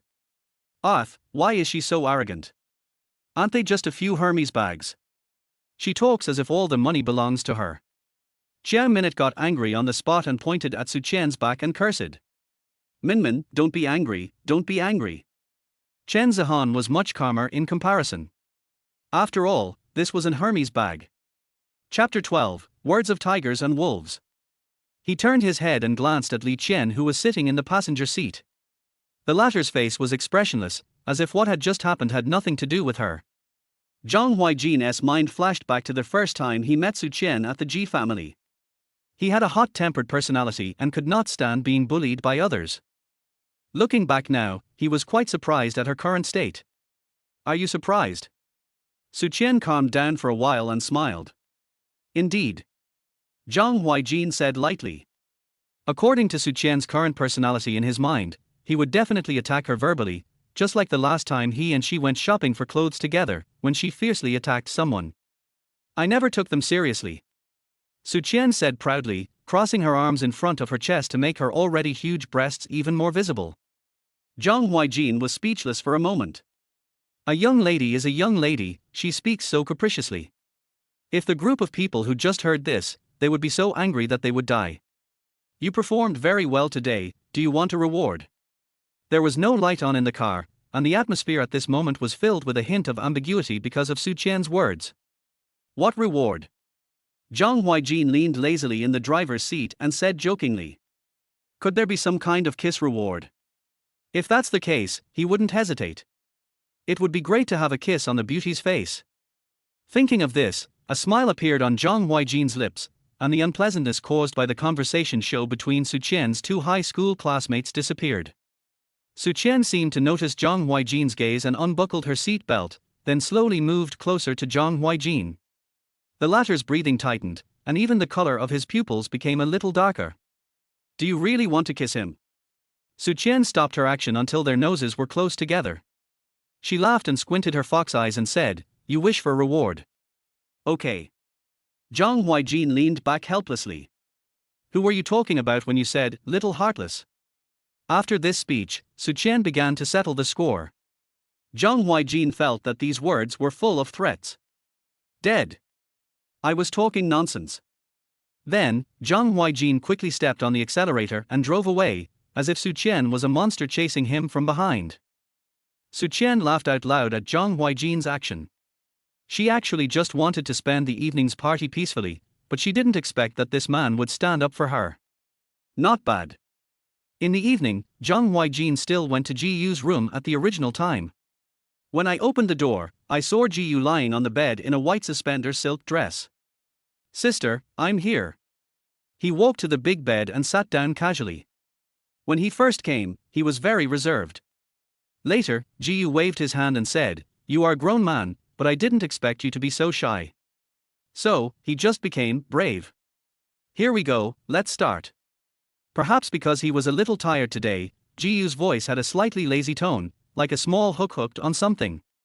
Zhang Huaijin took off his shoes and sat directly on Ji Yu's body and started massaging. He has also mastered a lot of knowledge by learning massage skills in the past few days. The purpose of the massage was to relax the muscles and bones, so he first massaged Ji Yu's whole body. Zhang Huaijin, you are a good boy.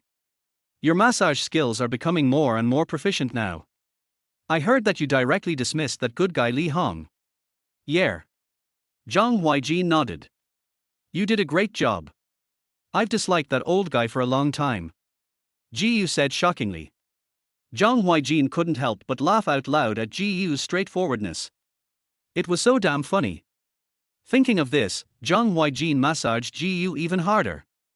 The night gradually became darker, and I had a good night's sleep. The next day, Zhang Huaijin got up and stretched his muscles. He had been working hard for Ji Yu every night in the past few days, and the muscles in his arms became more prominent. He felt that his upper body was in much better shape than before. He struck a few poses in front of the mirror, nodded with satisfaction, then got dressed and went downstairs.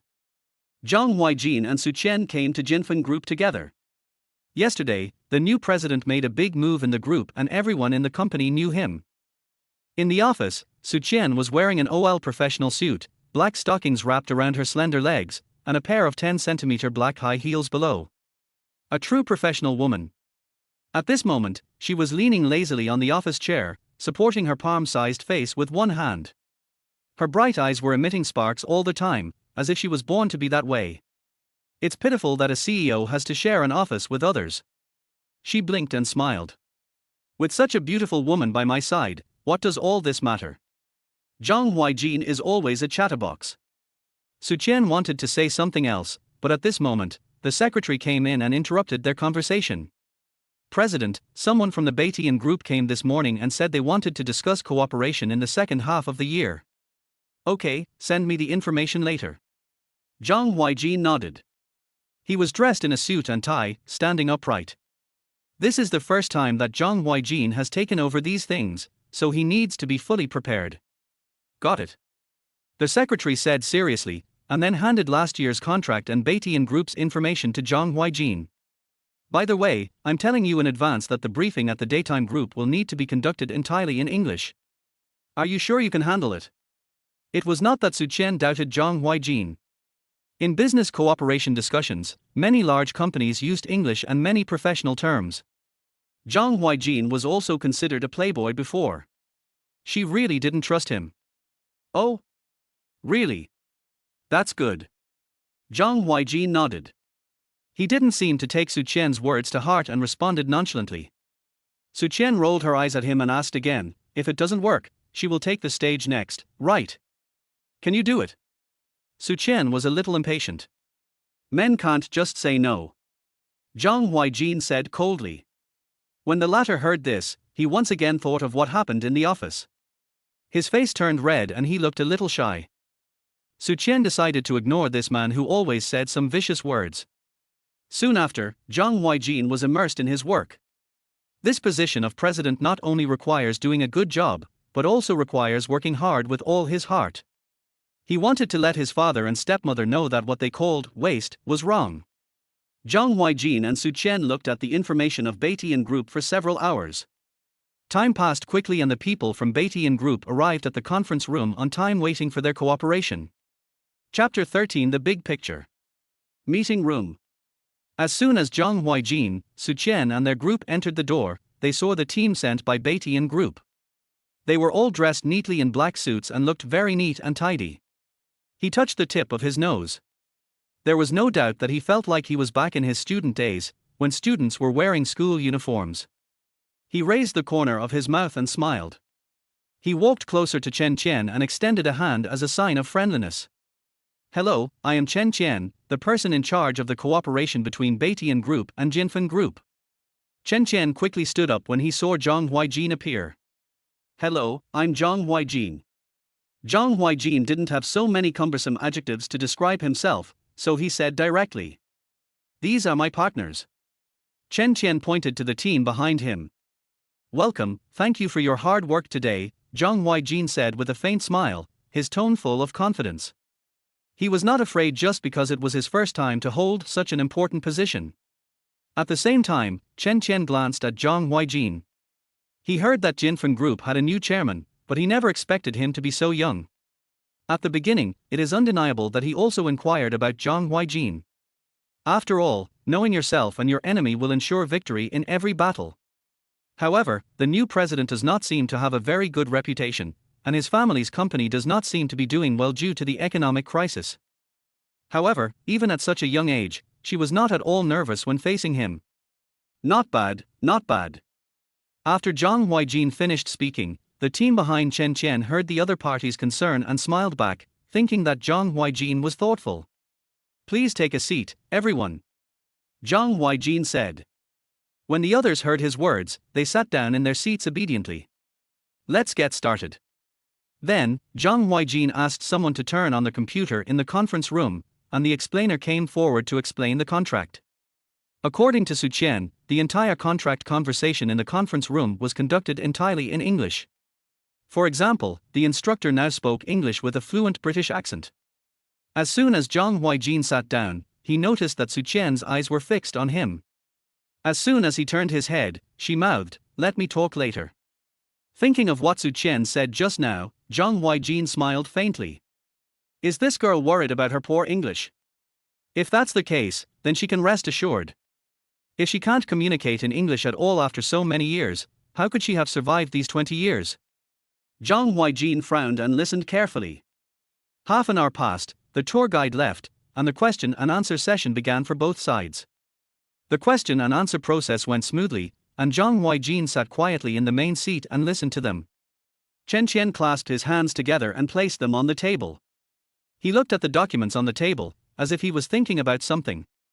I would like to ask, if we ignore the fact that we have been cooperating for 3 consecutive years, what conditions does your company have now that make it worthy of our continued cooperation with other companies? A staff member of Beitian Group blurted out a sentence indifferently. This question hits the nail on the head, Zhang Huaijin thought. If the answer is good, then the chances of success of this cooperation will be much higher. If the answer is not good. The conference room was silent for a moment, so quiet that one could hear a pin drop. Our 2 companies have already had this complete system in the past 3 years of cooperation. Without mentioning other things, let me just say one thing.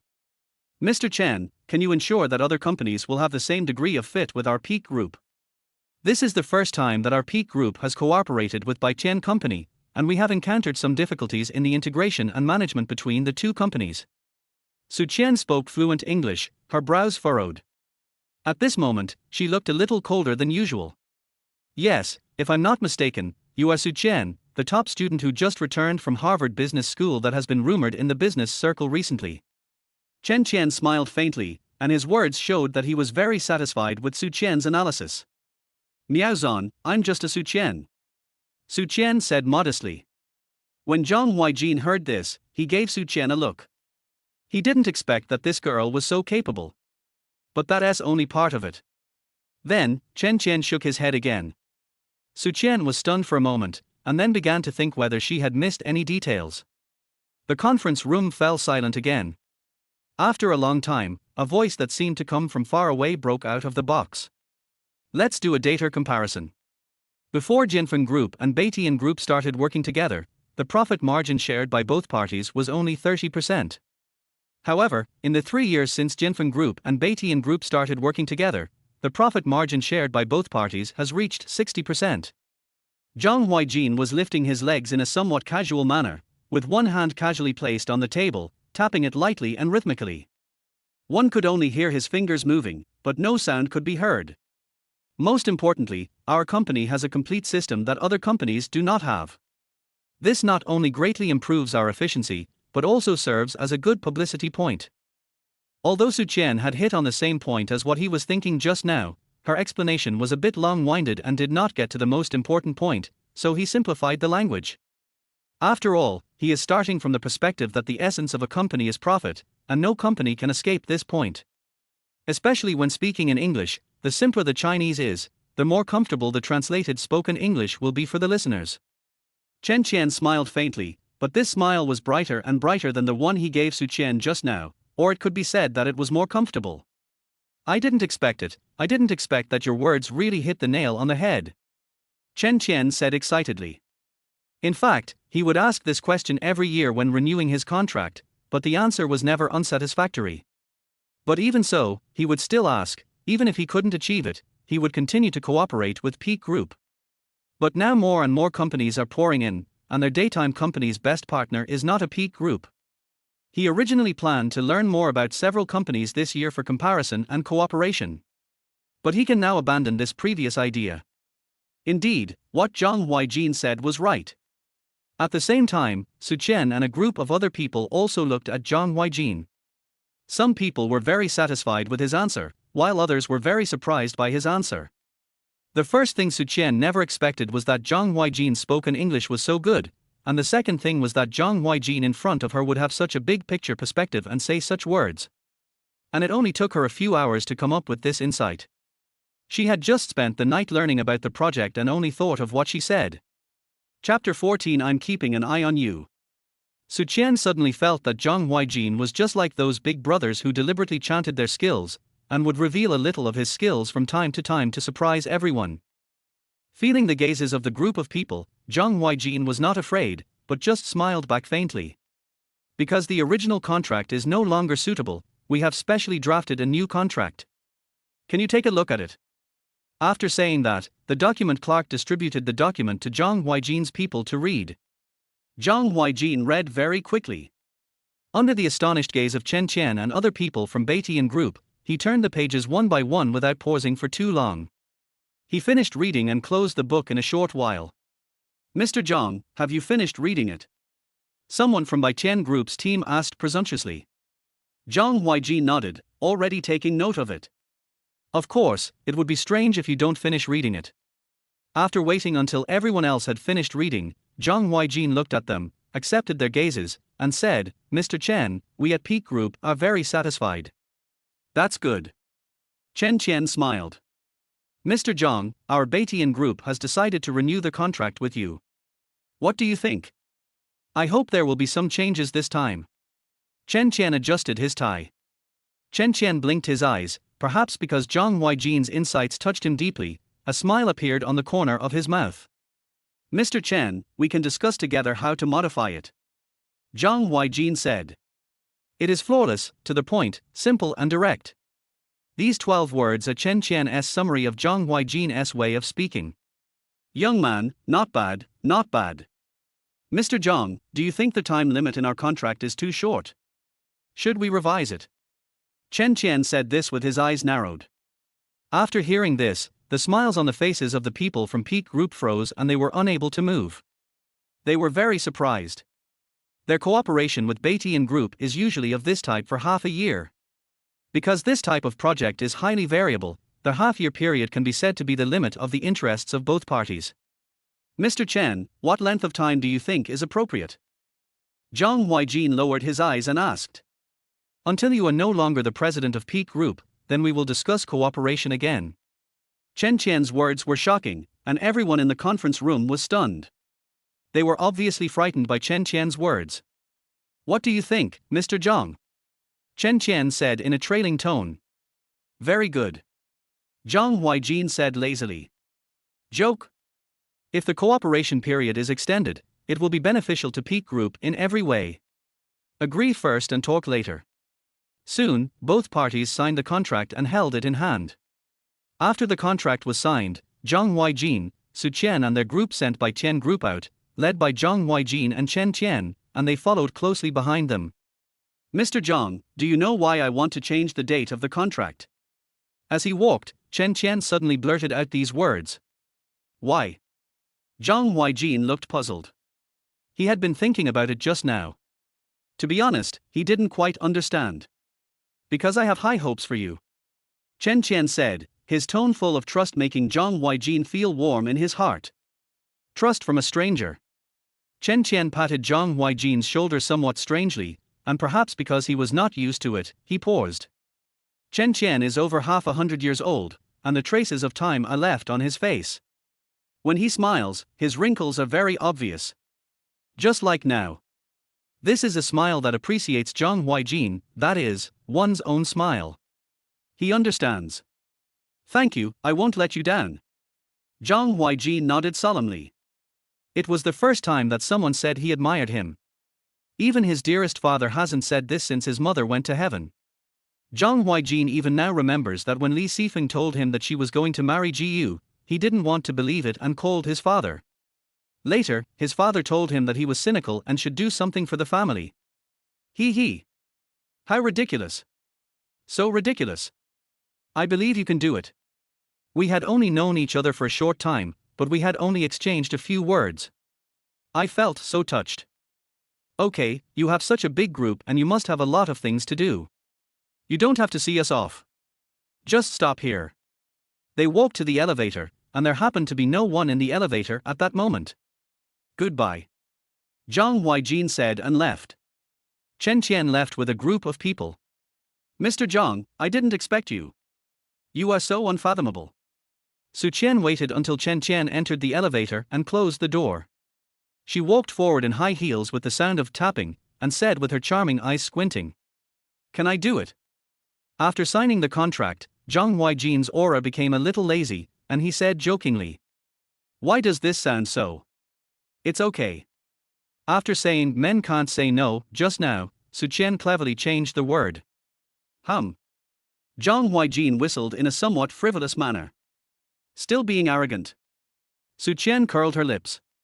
This man is different. Su Qian remained standing in her original position, watching Zhang Huaijin's gradually departing back, and nodded. The two returned to Su Qian's office together. After Zhang Huaijin became the president of Peak Group, his secretary started bringing him piles of documents starting this morning. From the moment they entered the office, the two began their journey of communicating with documents. I felt like I was climbing a mountain. After reading a pile of documents, Zhang Huaijin leaned back and sighed lazily. He raised his eyebrows and signaled Su Qian to look at the documents they were working on. Is this a good job as the president? Su Qian didn't feel anything. When she was an intern abroad, she had a lot of complicated work to deal with. Now these are just the tip of the iceberg. Not bad. Zhang Huaijin said with a smile, and his previous words were just a sigh. As the saying goes, he who wears the crown must bear its weight.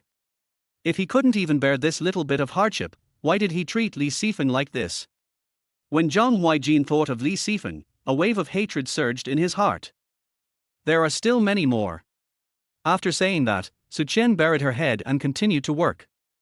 Zhang Huaijin felt his temples throbbing as if they were about to jump out, so he pressed and rubbed them with 2 fingers. Time keeps turning like a gear, and it is reluctant to stop even if the world ends. Soon, it was time for lunch. Let's go, we're going to have lunch. Zhang Huaijin closed the last document and threw it aside capriciously, saying in a leisurely tone, "There's a new restaurant downstairs, what do you think?"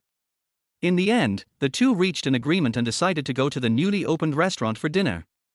Chapter 15 Uninvited Guests. The two walked out one after the other. Zhang Huaijin followed behind Su Qian, her curvy figure swaying from side to side. The high heels on her feet looked like blooming flowers.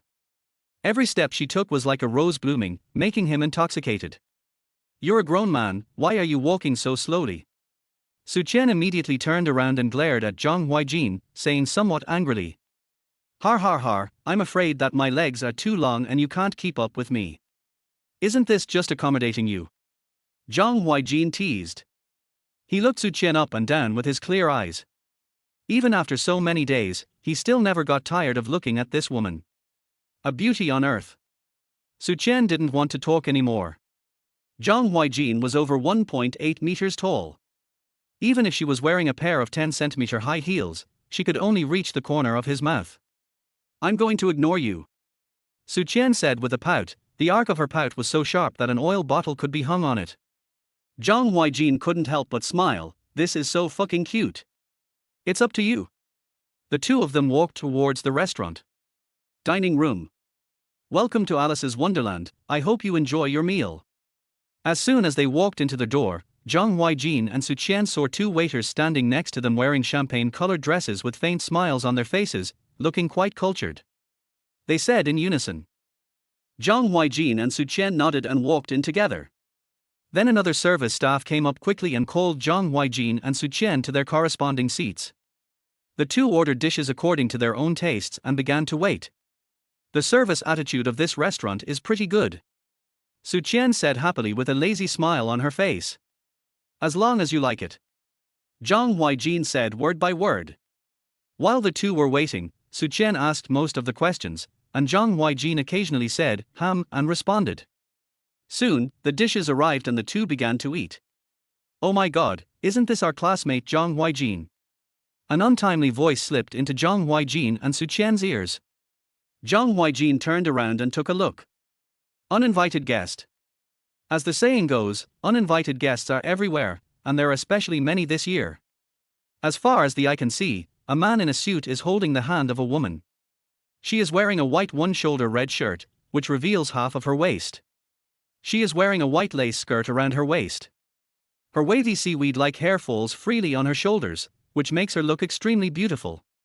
Standing in front of him were his high school roommate Chen Xiang and his girlfriend Lu Xin. "Yeah." Zhang Huaijin responded indifferently, without much enthusiasm.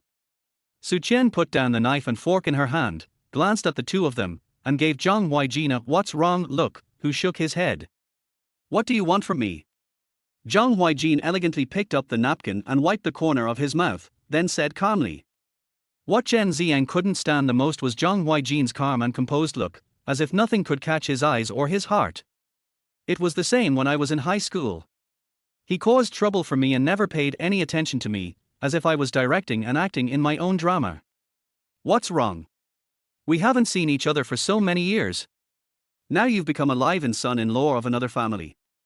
You've turned into a phoenix from a sparrow into a tree, and your feelings for us high school classmates have faded," Chen Xiang said disdainfully. The ending of his voice was filled with a slow stream of contempt and disgust. Zhang Huaijin sneered. "We were not close friends, so he responded to your question out of courtesy. He didn't give you the face to say that our feelings for each other were so weak." When they were in high school, Chen Xiang and Zhang Huaijin both had extraordinary family backgrounds. One was the son of a tycoon in the paper-making industry, and the other was the son of a tycoon in the transportation industry. With such equal family backgrounds, they would either become friends or enemies. The relationship between Zhang Huaijin and Chen Xiang is exactly the latter. Chen Xiang has always disliked Zhang Huaijin. He was sure of it at first sight. Perhaps this was destined by nature, so Chen Xiang and Zhang Huaijin caused a lot of trouble during those years as classmates. Brother Chen, what are you talking about? What's the point of a sparrow turning into a phoenix on a branch? His family must be rich. Lucian said with a wicked smile. She knocked on Chen Xiang's chest coquettishly and gave him a wink. By the way, I would have forgotten if you hadn't mentioned it. But I remember that your father's company seemed to be in trouble due to the economic crisis in recent years. Chen Xiang laughed sarcastically. Are you done? Get out if you're done. Zhang Huaijin doesn't necessarily have a good temper with everyone. And he was in a good mood to have dinner with Su Qian today, but this uninvited guest ended up saying a bunch of random and sarcastic words. TSK, I hit the nail on the head. Are you angry? Chen Xiang thought that Zhang Huaijin was angry and embarrassed, so he laughed triumphantly. I remember that your family seemed to favor your stepmother's younger brother. You seem to be the son that your father looks down upon. You are nothing but a sparrow. Then, Chen Xiang blurted out another sentence. When Chen Xiang saw Su Qian beside Zhang Huaijin, a hint of surprise flashed in his eyes. She is so beautiful, much more beautiful than the one next to her. Chen Xiang looked at Su Qian wantonly. She had the face of an angel and the figure of a devil. Then he looked at Zhang Huaijin again, and his expression instantly darkened. This MMP Zhang Huaijin is actually accompanied by such a beauty. Could it be that he is using the old woman's money to find women? Sister, you'd better stay away from this person next to you. Don't be deceived by him. He would become an old woman's son-in-law for money. Compared to the sarcastic words he spoke to Zhang Huaijin, he was a little softer when speaking to Su Qian. Why don't you just follow me? I'll give you whatever you want. Chen Xiang seemed to ignore Zhang Huaijin beside Su Qian and spoke as he pleased. Zhang Huaijin is a son-in-law who lives with their wife's family. If he goes out to look for a woman and is discovered by his wife, an old woman, wouldn't he be in trouble? He was sure that Su Qian would be furious when she heard this, and then pour a glass of wine on Zhang Huaijin's face. Today is indeed a good day. Not only did he mock Zhang Huaijin, his longtime enemy, but he also got a woman. After all, with such a good family background, this woman of Zhang Huaijin had to lick his shoes and ask to be her boyfriend. I'm so happy. Hearing this, Lucian frowned and said in a soft voice, Xiang, how can you be so bad? You already have me. You will always be my official girlfriend. Chen Xiang pinched Lucian's waist and said regardless of the public occasion. The latter laughed out loud and said, You are bad. Psycho. The beautiful Su Qian gave Chen Xiang a glare and said with disdain. Then Su Qian gave Zhang Huaijin a look that said, It's none of my business if I'm causing trouble for you. Chapter 16, Harming others will harm yourself. Su Qian glanced at Zhang Huaijin. She was really involved in a war for no apparent reason. I am a millionaire, but why would I fall for a guy like you who is not good looking? You are so ugly and yet you come out to make trouble. You have such heavy dark circles under your eyes. You must have stayed up late to exercise. Su Qian said unhappily and gave Chen Xiang a heavy blow. You? Chen Xiang was so angry that bubbles were about to pop out of his nostrils. Zhang Huaijin, who are these high school classmates of yours? How can you have the courage to make friends with such an ugly man? Su Qian said, blinking her innocent, wet eyes. She looks as cute as a child. I don't have such an ugly friend. Maybe he saw that I was so handsome that he followed me eagerly and wanted to make friends with me. Every word he said was a disparagement of Chen Xiang. Zhang Huaijin, who the hell are you? How dare you say I'm ugly? In fact, Chen Xiang's appearance is ordinary, not that handsome, but if compared with Zhang Huaijin, one is like the stars in the sky, which are out of reach, and the other is like the grains of sand on the ground. If I remember correctly, you are also your father's illegitimate child. I heard that your mother has not been recognized yet, right? How can you still talk to me? Zhang Huaijin cursed without using any dirty words. What I mean is that I am the son of the principal wife after all, and how dare you, a concubine, challenge me? Zhang Huaijin, shut up. On the contrary, Chen Xiang was the one who got angry the fastest and cursed loudly. Suddenly, everyone eating in the restaurant gathered around and looked over here. Chen Xiang was like a circus monkey. Be careful. The people here are either rich or noble. If you shout so loudly, you will be so embarrassed if others know that you are the son of the Chen family.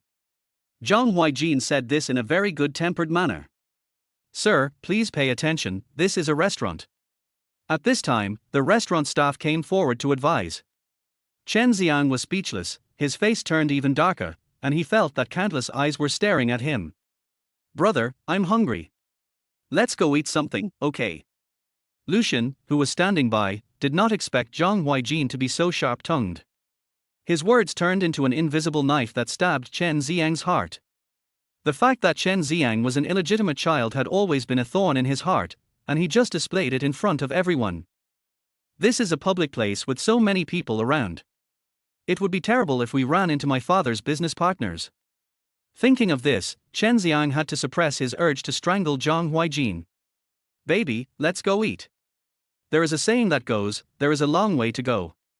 Zhang Huaijin, let's wait and see. Then, Chen Xiang took Lucian to the restaurant they had booked in advance. I didn't expect you to be so harsh. You can make people's heads smoke with just one sentence. Su Qian glanced at Zhang Huaijin, who waved his hand and asked, really? Didn't you see his expression? His whole face was dark. Su Qian said with a smile. What she likes most is this kind of face-slapping behavior. People who are good at this have to come here to join in the fun instead of doing it. Hey, are you a hot steamed bun? Why are so many people trying to catch you? Su Qian asked with a smile. Zhang Huaijin did not answer, but just smiled helplessly and continued to enjoy the delicious food in his hand. Since he didn't want to say, Su Qian stopped asking. Chen Xiang, who had just been stabbed in the heart by Zhang Huaijin, was still burning with anger. He held the knife and fork in both hands, pretending to cut the steak, but his eyes were fixed on Zhang Huaijin. It was as if the steak on his table was Zhang Huaijin. He had to cut it piece by piece with a knife and fork and eat it into his stomach to relieve the hatred in his heart. That look would scare anyone. Brother, are you okay? Lucian, who was sitting opposite, followed Chen Xiang's gaze to look at Zhang Huaijin, then held her hand and asked with concern. What can I do? Chen Xiang said unhappily. I'm just full of anger. Ever since Zhang Huaijin had scolded him for eating a lot, his head was burning with anger and he had no mood to eat. If you want to eat, eat by yourself. It's best if you get fat, so you don't have to keep talking about food every day. Chen Xiang glared at Lucian, transferring his anger to Lucian. Brother. Lucian was also a little angry. Chen Xiang was angry if he wanted to, but why did he say that to her? However, she did not show any displeasure on her face, but instead acted coquettishly and aggrievedly. Forget it, forget it. I'm not doing this because of you. Just eat quickly. Chen Xiang also softened his heart and said. After a delicious lunch, Zhang Huaijin and Su Qian stood up and prepared to leave. At this time, Chen Xiang and Lucian also stood up. Let's go. Good. When the two had just taken 3 or 4 steps, Chen Xiang quickly walked forward and stretched out his hand from behind Zhang Huaijin to push him. Zhang Huaijin only felt that there was someone approaching him from behind, and he moved to the left very quickly. Little did he know that Chen Xiang had put all his strength into his hands, so he missed his target and fell straight down between Zhang Huaijin and Su Qian with a bang. Xiang, are you okay? Lucian, who was behind him, was frightened and quickly stepped forward to help Chen Xiang up. Chen Xiang originally wanted to push Zhang Huaijin to the ground from behind and embarrass him in public, but he never expected that he would be the one to fall to the ground. The people who were in the restaurant were stunned when they saw this scene, and then they saw Chen Xiang's helpless look, and the children couldn't help but laugh out loud. Ha ha ha ha ha ha ha ha ha ha. There was laughter all around. Why does that person who fell to the ground look so familiar to me? Let me think about it. I remember now. He seems to be the son of the Chen family. Really? Take a picture quickly. I can laugh all day long at this. Did you see that he was trying to push another person, but ended up hurting him instead of the other person? Chen Xiang, harming others will eventually harm yourself. Zhang Huaijin saw Chen Xiang falling to the ground, and then remembered that there was someone standing behind him, and he understood what was going on. Chen Xiang probably wanted to embarrass himself in front of so many people. Only a 3-year-old child would use this lame trick. I didn't expect Chen Xiang to be able to use it. So ridiculous. You? Chen Xiang pointed his hand at Zhang Huaijin rudely. He had just fallen to the ground, and now he felt pain all over his body. Zhang Huaijin, did you do this on purpose? If it weren't for you, I wouldn't have fallen to the ground. Chen Xiang shouted fiercely. Lucian was a girl and didn't have much strength to help Chen Xiang up. Chapter 17 Spokesperson makes trouble. Chen Xiang became more and more angry. He heard people around him laughing. At this time, the waiter came over and said softly, "Sir, do you need me to help you up? Help me quickly. Why are you standing there? Hurry up." Chen Xiang said angrily. He wished he could dig a hole in the ground and bury himself. He had never been so embarrassed in his life. Upon hearing this, Lucian and the service staff quickly helped Chen Xiang up with one hand each. Chen Xiang stared at Zhang Huaijin fiercely and said, "Zhang Huaijin, you are dead. You made me lose face today. I will never let you go in the future." "Well, I'll wait for you," Zhang Huaijin said lightly. In the end, Chen Xiang and Lucian left in embarrassment amid everyone's laughter. "You'll suffer the consequences if you do evil," Zhang Huaijin said with emotion. He is no longer the Zhang Huaijin he was before. If he hadn't reacted quickly, he would have been the one lying on the ground. As for this man Chen Xiang, just wait and see. Sooner or later, he will fall off the cliff and realize how powerful you are. Dad, look at you. You already have my mom, but you're still messing around with other men out there, Su Qian said in a teasing tone, smiling with her eyes narrowed. He felt that Zhang Huaijin's domineering attitude was bursting out, especially when he said that harming others will eventually harm yourself. But she wouldn't tell Zhang Huaijin. Someone is extremely shameless in front of her. If he knew, wouldn't he be so happy that he would explode? I don't want the one who throws himself at me. If it were you, I could consider it. Do you want to try throwing yourself at me? Zhang Huaijin grinned. No. After just a few words, Zhang Huaijin took control of the discourse. Su Qian snorted and decided to ignore Zhang Huaijin. As they walked, the two returned to the company to continue working. But this tranquility was soon broken.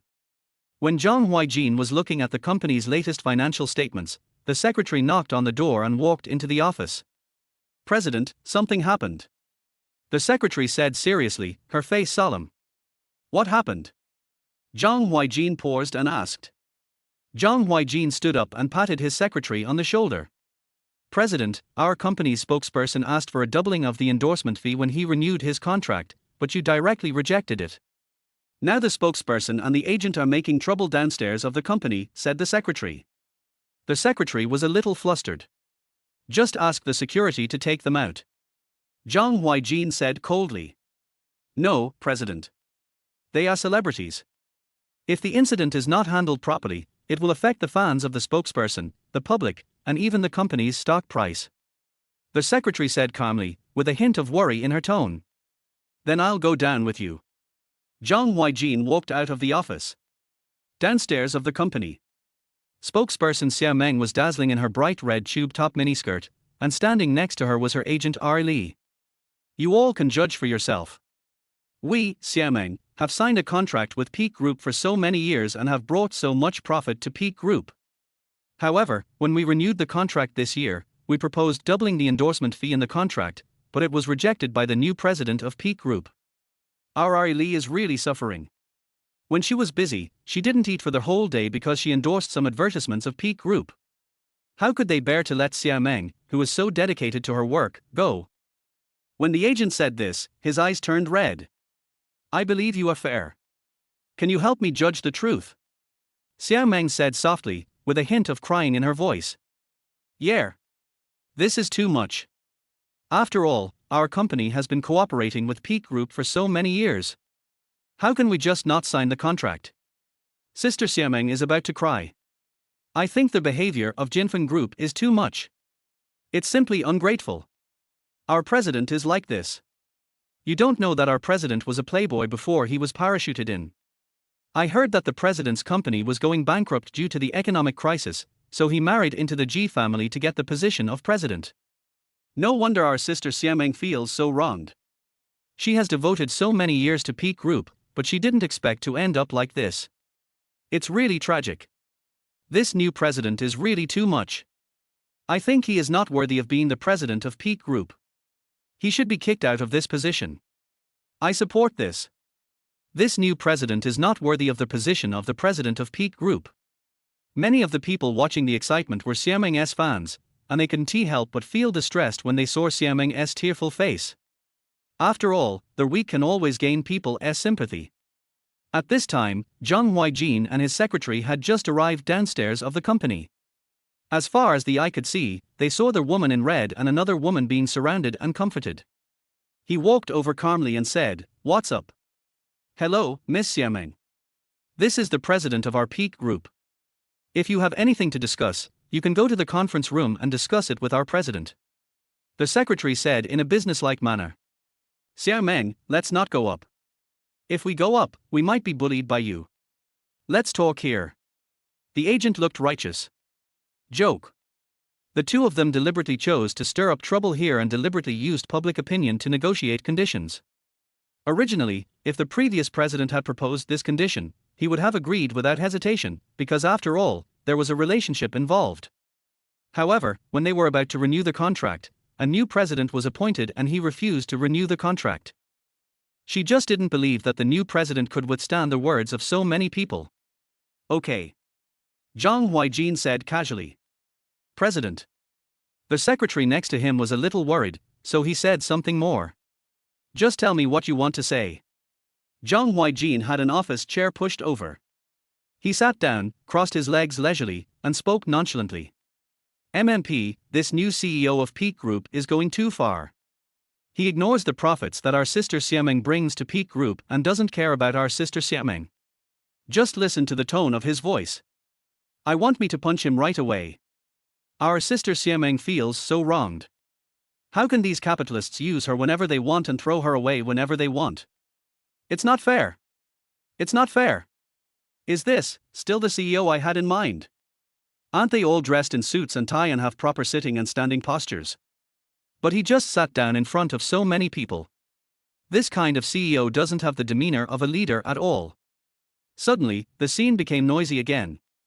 "I'm lazy and willful," Zhang Huaijin replied.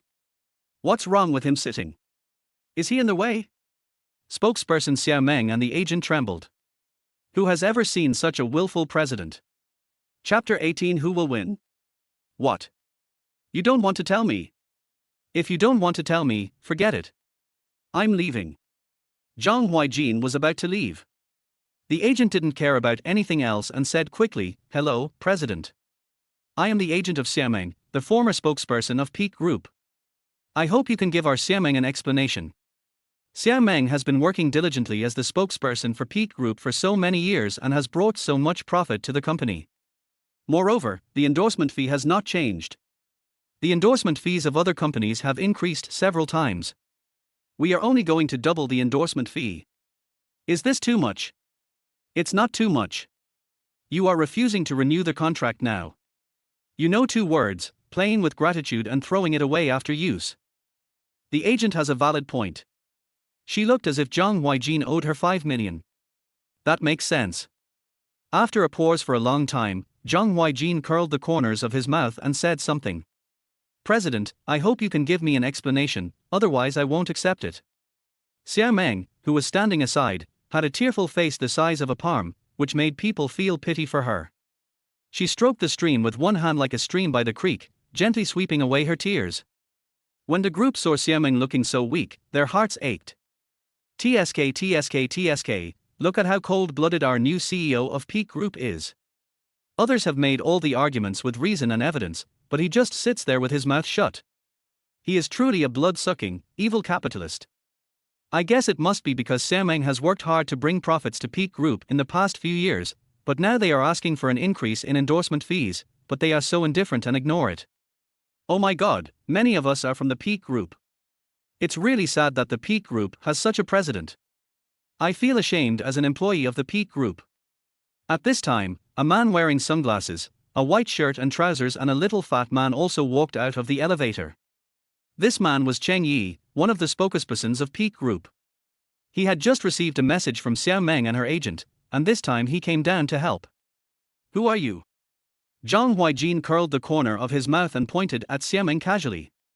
Cheng Yi and his agent had just arrived and they also heard what Zhang Huaijin said, especially Cheng Yi, who then saw a few crystal clear tears on Xiameng's face, and her whole person was melted by those tears. At the same time, anger rose in his heart, and he felt that Xiameng had been wronged. "What's your attitude?" Cheng Yi asked directly. Xiameng, who was standing by, saw Cheng Yi coming to protect her, and felt somewhat satisfied. She pulled Cheng Yi's sleeve obediently, and said timidly, "Cheng Yi, he is the president of our peak group, don't talk like that." Zhang Huaijin sneered in his heart, as if this made him seem like he was bullying others by taking advantage of his power. He didn't even glance at Cheng Yi. Just a few words and he became so angry. "Trash. Xiameng." The expression on Xiameng's face was frozen. As a new generation idol star, although she is not a household name, she at least has some fame. Such a straightforward question made her feel ashamed. But because of the other person's status and the public occasion, she couldn't lose her temper. Her character is that of a pure and innocent girl. "President, I'm Xiameng." Xiameng swallowed the unhappiness in her heart, took a deep breath, and said neither humbly nor arrogantly, "I'll tell you two things. First, I will not continue to cooperate with you when you propose to double the endorsement fee. Second, even if you want to cooperate with our peak group according to the original endorsement fee, we still refuse." Zhang Huaijin made his attitude clear. Xiameng was so angry at Zhang Huaijin's words that she wanted to lose her temper and swear on the spot, but fortunately her agent held her hand. A company's brands will have multiple different spokespersons, and the same is true for Peak Group. Everyone knows that as the spokesperson of Peak Group, she is in a big sister status and is not on the same level as other spokespersons cooperating with Peak Group. If I weren't there, those things from Peak Group could still be sold. She stood there in a daze without saying anything. "Are you the new president of our Peak Group? I thought you were a very capable person. It's a miracle that you can still manage a company. Don't you think about your own character? Let me tell you, I am the second most important spokesperson for Jinfeng Group besides Xiameng. If you let Xiameng leave, we will leave with her and see what your Jinfeng Group will do then." Cheng Yi protected Xiameng behind him and spoke sternly. "Oh. That's great, if you want to go, let's go together." Zhang Huaijin said calmly. It was as if all this had nothing to do with him. "Cheng Yi, don't be like this. I'm not worthy of you doing this for me. Since he doesn't want me, I'll leave. You just stay here." Xiameng on the side did not expect Zhang Huaijin to be so stubborn and speak so harshly. She said this softly, then turned to leave. Cheng Yi grabbed Xiameng. Xiameng's fragility greatly aroused the male chauvinism in his heart. He usually had improper thoughts about Xiameng. This was a good opportunity for him to show himself. Maybe Xiameng would be so touched that she would throw herself into my arms. "Xiameng, we have been together for so many years, how can I bear to leave you? If you are gone, what use will I have in this company?" Cheng Yi spoke word by word. You don't know what's good for you." Cheng Yi reacted and heard what Zhang Huaijin said. The agent next to him sternly scolded, "I've seen clearly that you are bullying our Xiameng like this. Let's make this clear today. Don't think that our Xiameng can't survive without your Peak Group. It's your Peak Group that can't survive without our Xiameng. I have long inquired about the origins of you, the new president. You are just a live-in son-in-law. With your ability, you will soon destroy the Peak Group. Just wait and see." "You're right, Xiameng, let's go together." Cheng Yi echoed. "I'm waiting to see how your Peak Group will fail without the two of us. Even if Peak Group has a president like you, I'm also waiting for its failure." As soon as he finished speaking, Cheng Yi pulled Xiameng and turned away. "If you want to leave, leave quickly. It's better not to beg me to come back." Zhang Huaijin said calmly. "How can I tolerate someone who is so arrogant that he is above my head? It is still uncertain who will win. You don't regret it." Cheng Yi stopped and turned around and said. Chapter 19 Family members don't hold grudges overnight. The two returned to Ji's house together. Because Ji went out of town to handle an important project today, Zhang Huaijin could sleep comfortably tonight. Zhang Huaijin felt deeply moved. How great! I work hard for several hours every night. After dinner, Zhang Huaijin went to the game hall and was playing exciting games when a nanny came knocking on the door. "Sir, there are people outside claiming to be your family members who want to see you for something," the nanny said respectfully. Okay, I'll go down now. Zhang Huaijin put down the game console, looking puzzled. Family? What family does he have now except his mother? Oh, I remember. Apart from his father Zhang Wenxuan, Li Sifeng and Zhang Yubin, the three so-called family members, no one else could come. He went downstairs. The nanny was very serious and did not let them into the living room directly. Instead, she asked them to wait outside the door. In fact, no matter whether it was Zhang Wenxuan, Li Sifeng or Zhang Yubin who came, he would have praised the nanny for not letting them in. When Zhang Huaijin opened the door, he saw Li Sifeng and Zhang Yubin standing outside. Li Sifeng pulled Zhang Yubin and whispered something to him. Zhang Yubin on the side seemed a little impatient, and one of his legs was shaking without caring about his image, looking like a real dandy. Why are you here? Zhang Huaijin said unhappily. There was obvious displeasure in his tone. When Li Sifeng saw Zhang Huaijin, a light flashed in her eyes, as if she was planning something. Her originally calm expression changed. Huaijin, I finally found you today. Can you take a look at that project? After all, we are family, and family members don't hold grudges overnight. Ever since I became your father's wife, I have been working hard for the Zhang family day and night, and I have also cared about you a lot. You can't be so ungrateful. Auntie believes that you are a kind child. You will help me, right? If you don't help me, my position in the company will be in jeopardy. Li Sifeng's face was full of pain, with snot on her face.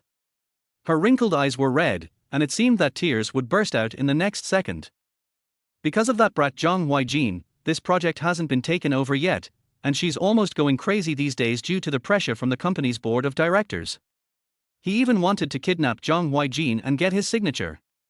The brat has become bolder after marrying into their wife's family. His previous timid appearance is now gone. It looked as if he had wronged Li Sifeng. Zhang Huaijin looked at Li Sifeng expressionlessly, but he felt a little disgusted in his heart. In comparison, tears started flowing out in the blink of an eye. What an amazing acting skill. There is no overnight hatred among family members. This is the biggest joke he heard in the Zhang family. It is true. There is no overnight hatred among family members, but it does not apply to Li Sifeng. Because this vicious woman is not her family at all. As for being ungrateful, it is even more impossible. I'll give you 2 words, do you want them? Zhang Huaijin sneered. When Li Sifeng heard what Zhang Huaijin said, she immediately stopped crying, nodded and said, yes, Auntie wants it. Li Sifeng thought that Zhang Huaijin wanted to say, okay, out of consideration for their old relationship. Unfortunately, God always likes to play jokes. Go away. Zhang Huaijin said word by word. He spoke slowly on purpose so that Li Sifeng and Zhang Yubin could understand what he said. The wimp whom she once looked down upon actually needs her to look down upon him today. Zhang Huaijin, what do you mean by that? Try saying it again. Zhang Yubin on the side took a deep breath, helped his mother Li Sifeng up, and said viciously. I'm telling you, my mom and I are here to sign a project with you today. My mom is talking to you to give you face. Don't think that just because you married into a rich old lady, you have a backer and can say whatever she wants. Everyone knows that you're an incompetent son-in-law. Without waiting for Zhang Huaijin to speak, Zhang Yubin continued. He directly pushed Zhang Huaijin. Anyway, he had been ordering Zhang Huaijin around since he was a child, and he was used to it after so many years. Hurry up, help my mother deal with the project that the company is about to sign. Zhang Yubin waved his hand, looking as if it was a matter of course, as if these were things that he, Zhang Huaijin, should do. Li Sifeng next to her didn't say anything. She came to ask her son for help today. If Zhang Wenxuan hadn't been busy with company matters, she would have directly found Zhang Wenxuan and called Zhang Huaijin. She just didn't believe that this bastard wouldn't sign the project. Zhang Huaijin swept his sharp eyes over his brother, Zhang Yubin. Isn't it his blessing that he can marry into the family? It's because this younger brother wants money to marry a wife, otherwise he would be in this situation. He could still vividly remember the day his father Zhang Wenxuan called him and told him that he was good for nothing and had nothing. What's your attitude? Zhang Huaijin sneered. What other attitude can I have? Just sign when I tell you to. Why are you talking so much nonsense? Zhang Huaijin, you are now married into the Ji family. You have someone to rely on, right? Zhang Yubin said this in a gangster tone, with disdain and contempt flashing across his eyes. He glanced at the clothes Zhang Huaijin was wearing, and there was not even a brand on them. Look at you, you dog. What's wrong? You didn't take good care of that old lady at home. She didn't give you much money. Why are you so arrogant when you keep a woman like that? Zhang Yubin continued. Project, huh? Want to sign? Give it to me. Zhang Huaijin laughed coldly. Li Sifeng thought Zhang Huaijin was afraid of Zhang Yubin, so she quickly handed over the project. Zhang Yubin narrowed his eyes and smiled disdainfully. Zhang Huaijin opened the project book and glanced at it. Li Sifeng thought Zhang Huaijin was going to sign it, so she handed him the pen. Zhang Huaijin held the project book vertically, tore it apart with both hands, and the project book fell to the ground due to gravity. I'm too lazy to leave you. I don't talk to dogs. Zhang Huaijin turned around and closed the door. You, Zhang Huaijin, come out here. Who gave you the guts to tear up the project book? Zhang Yubin shouted loudly. Sister Zhang, just let the dog out. Zhang Huaijin ordered. Open the door and let the dog bite people. Yes, sir. After receiving the order, Sister Zhang opened the door with the dog, and the sound of woof woof woof reached Zhang Huaijin's ears. Then I heard Li Sifeng and Zhang Yubin shouting, help. The sound was so loud that it seemed to tear through the sky. Zhang Huaijin turned around as if he was watching a good show, and saw the big dog chasing Li Sifeng and Zhang Yubin with bark woof woof. The scene was so hilarious that one could not help laughing. Zhang Huaijin, I won't let you go. Chapter 20 Beauty Out of Bath. After admiring the miserable state of Li Sifeng and Zhang Yubin, when Su Qian saw Zhang Huaijin appear, her mind went blank in an instant, with only a buzzing sound in her ears. Why are you here? Su Qian was a little at a loss. She looked around to see if there was anything that could cover her, but the result was contrary to her expectations. She knew what she looked like now, and felt the pink spreading from her ears to her cheeks, collarbones and all over her body. Take a deep breath. Calm down.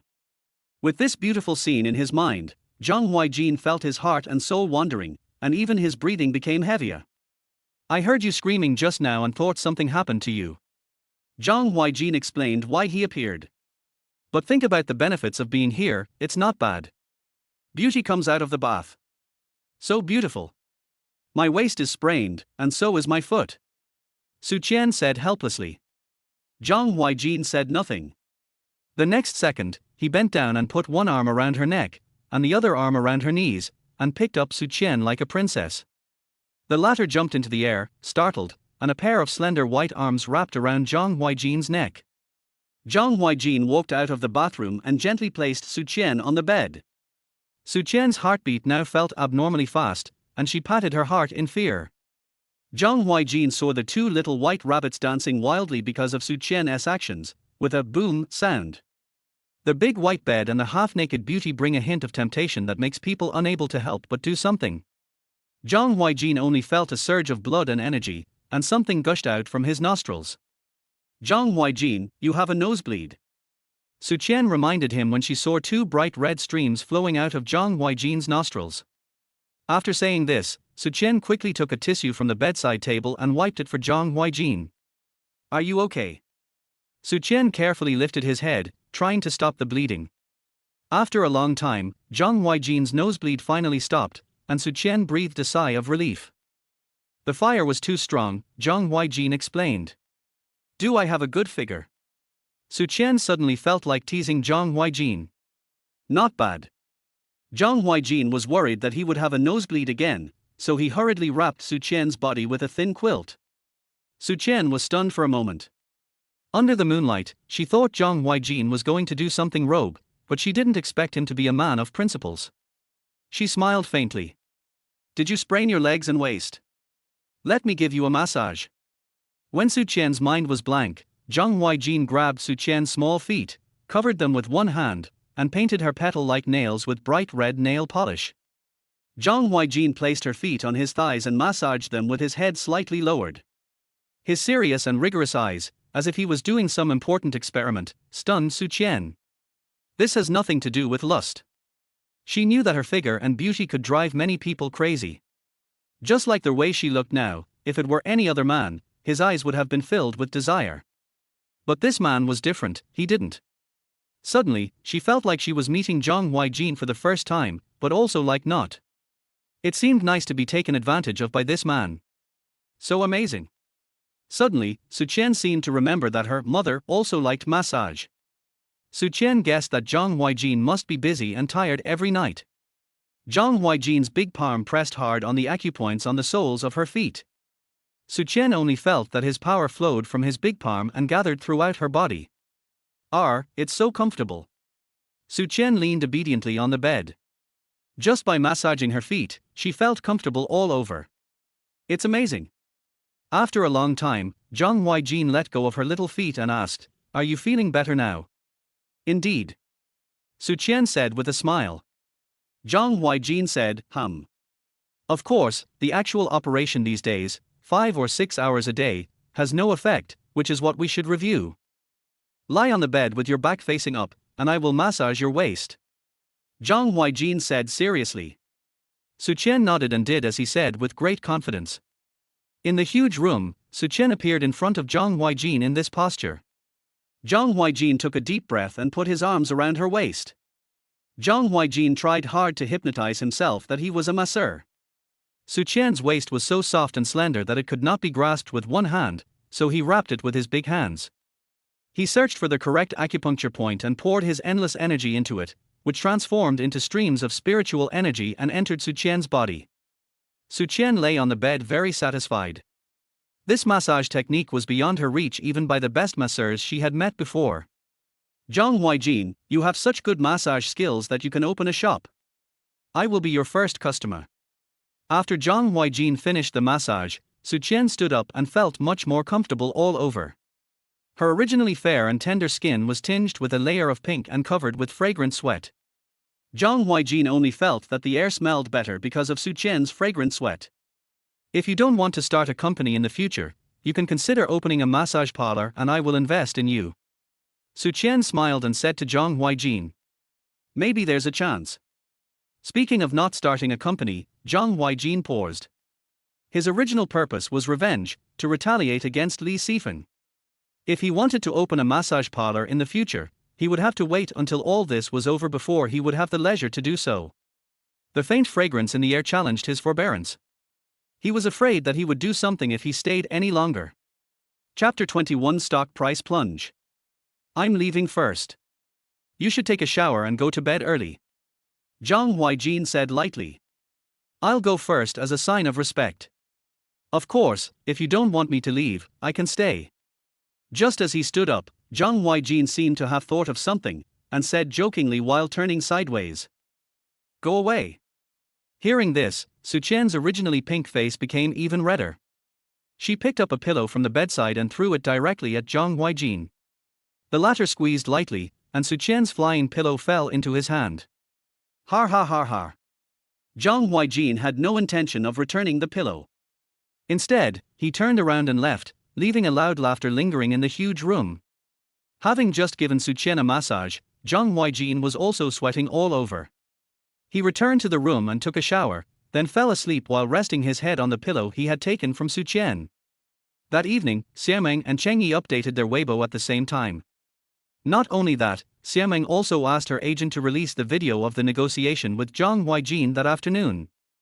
Weibo was filled with insults and people expressing sympathy for Xiameng and Cheng Yi. "Xiameng at Jinfen Group is very happy that we have been able to cooperate for so many years. I hope we can part ways in peace instead of humiliating me with a bunch of words. I am also a human being. Cheng Yi at Jinfen Group, it is my sorrow to be the spokesperson of your Jinfen Group. I hope that while vigorously promoting corporate culture, you can also pay attention to the personal cultivation of your company. I hope the new president of Jinfen Group will pay attention to this." After watching that video, I was almost pissed off by the CEO of Jinfen Group. I want justice for Xiameng and Cheng Yi. I firmly boycott Jinfen Group's products and curse that Jinfen Group's stock price plummets tomorrow. Our Xiameng and Cheng Yi are so pitiful. How could they have such a boss? He did a human flesh search and showed no respect for our idols.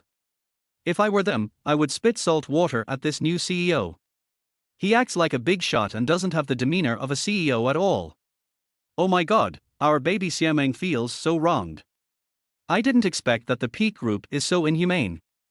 Sooner or later, I am expecting this Peak Group to go bankrupt. Our baby Xiameng is so pitiful. This new CEO's behavior disgusts me to death. Oh my god, this kind of person curses him to have no wife and no son for the rest of his life. Our sister Xiameng has been crying the whole time. I feel so sad watching her. If this boss has this attitude, the company will be ruined in his hands sooner or later. Let's just sit back and watch the show. The next day, Zhang Huaijin got up with a clear mind. He simply washed up and went to the company with Su Qian. In the back seat of the Rolls-Royce, Zhang Huaijin sat calmly, while Su Qian leaned lazily on Zhang Huaijin and fell asleep. You weren't captured to be a bandit's wife last night, you look so tired. Zhang Huaijin said casually. He turned his head and looked at Su Qian without changing his expression. Today, Su Qian looked abnormally tired, instead of being full of energy as usual. How dare you say that? It's all because of you. How could Su Qian have the nerve to tell Zhang Huaijin that she had dreamed of him last night? A sleepless night. Because of me. Zhang Huaijin curled the corners of his lips. Su Qian realized that she had said the wrong thing, so she decided to keep her mouth shut and refuse to speak no matter how much Zhang Huaijin coaxed her. Zhang Huaijin saw his secretary as soon as he got into the elevator. Are today's secretaries so dedicated? Good morning, President. When the market opened this morning, the company's stock price plummeted and is still falling. There is an emergency company meeting at 10 a.m. this morning. Zhang Huaijin said, it seemed that it was because of Xiameng and Cheng Yi who were doing something yesterday afternoon. He opened the Weibo post and guessed normally. It was indeed the two of them. There was even yesterday's video.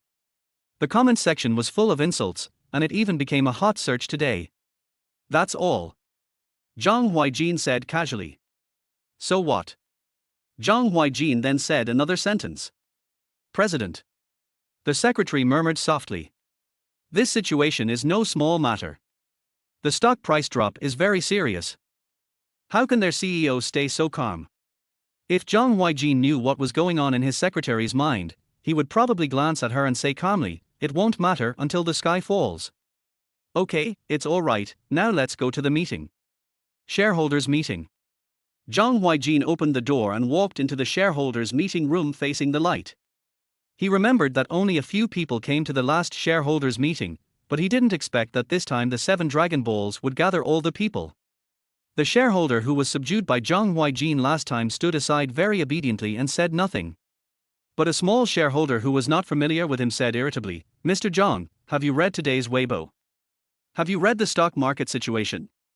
Have you read the stock transaction price of Jinfen Group today? The shareholder who was conquered by Zhang Huaijin looked at the small shareholder with full gratitude. Wow, he simply expressed his new voice. Mr. Zhang, we handed the company over to you, not to let you destroy the money we have. Another bold shareholder also came up and said sternly. He threw a newspaper in front of Zhang Huaijin, and saw a big headline on it, the CEO of Peak Group who was airborne has a bad attitude and behaves improperly, and the 2 spokespersons have terminated their contracts. Zhang Huaijin almost died of laughter when he saw this title. Bad attitude. Misbehaving? How can we tell that newspapers nowadays judge others so casually? Then what do you want to say? Zhang Huaijin said calmly. He was not nervous at all about the questioning from this group of shareholders. He looked at them expressionlessly as they started cursing. Tell me what you are doing. In front of so many people, everyone else is standing, but you, as a president, don't set an example and instead ask someone to bring you a stool to sit on. Also, your attitude towards your spokespeople. We were working well together, so why did you drive them away? Well, now they have directly at us on Weibo. All the reputation that Peak Group has accumulated over the years has been destroyed by you alone. The bold shareholder was furious. He slammed the table hard. Thinking of the plummeting stock price of his shares in Peak Group and the money flowing away like water, his heart ached. This is a lot of free money. Zhang Huaijin said, I have my plan. What kind of plan do you have? If you really had a plan, you wouldn't have caused our company's stock to plummet so early in the morning. This is not a plan, this is called incompetence. Another grumpy shareholder touched his heart helplessly. Where's my money? Gone. Chapter 22. You don't deserve it. Tell me about yourself as the president.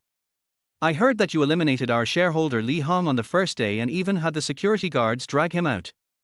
This is a company, not a place for you to do evil. The bold shareholder brought up old accounts again. He did not come to the shareholders' meeting on the first day because the shareholders under his control were not qualified to attend. How could a young person with no skills be the president? Now that the company is in this state, how can you be the new president? I heard that you only own this company because you married into the family. As the saying goes, it's lonely at the top. How can you be the president of a company like this? Another shareholder added another point. Your current behavior and practices are not suitable for being the president of our Peak Group. We hope that you will voluntarily withdraw from this position. The bold shareholder paused, waited until everyone had finished speaking, and then spoke word by word. The shareholders' meeting of Jinfen Group has always been a big fish eating small fish, and small fish eating small shrimp. In short, small shareholders have the right to question the inappropriate behavior of employees within the company. If Zhang Huaijin still holds the most shares in the company, their words are completely meaningless.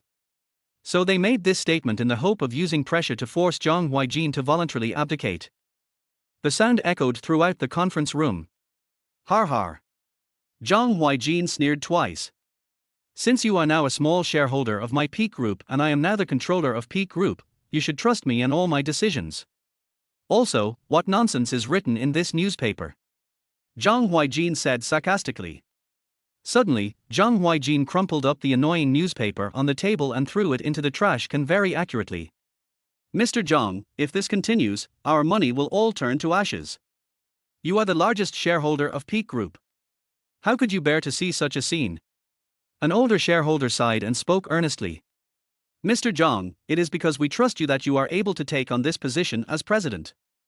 Now that the company has encountered such a big incident, do you say that you have no responsibility at all? Don't you feel any guilt at all? Such a good company is now being criticized by people on the internet. A shareholder spoke bravely despite the strong aura of depression emanating from Zhang Huaijin. You're such a trusting person. Zhang Huaijin raised the corner of his mouth and spoke in a leisurely tone. If he trusted me, then why would this happen today? Zhang Huaijin thought of Mr. Chen who signed the contract yesterday. That was what trust is. Zhang Huaijin took a deep breath. The smell of gunpowder filled the air, becoming increasingly stronger. The cause of this incident today is you, Mr. Zhang.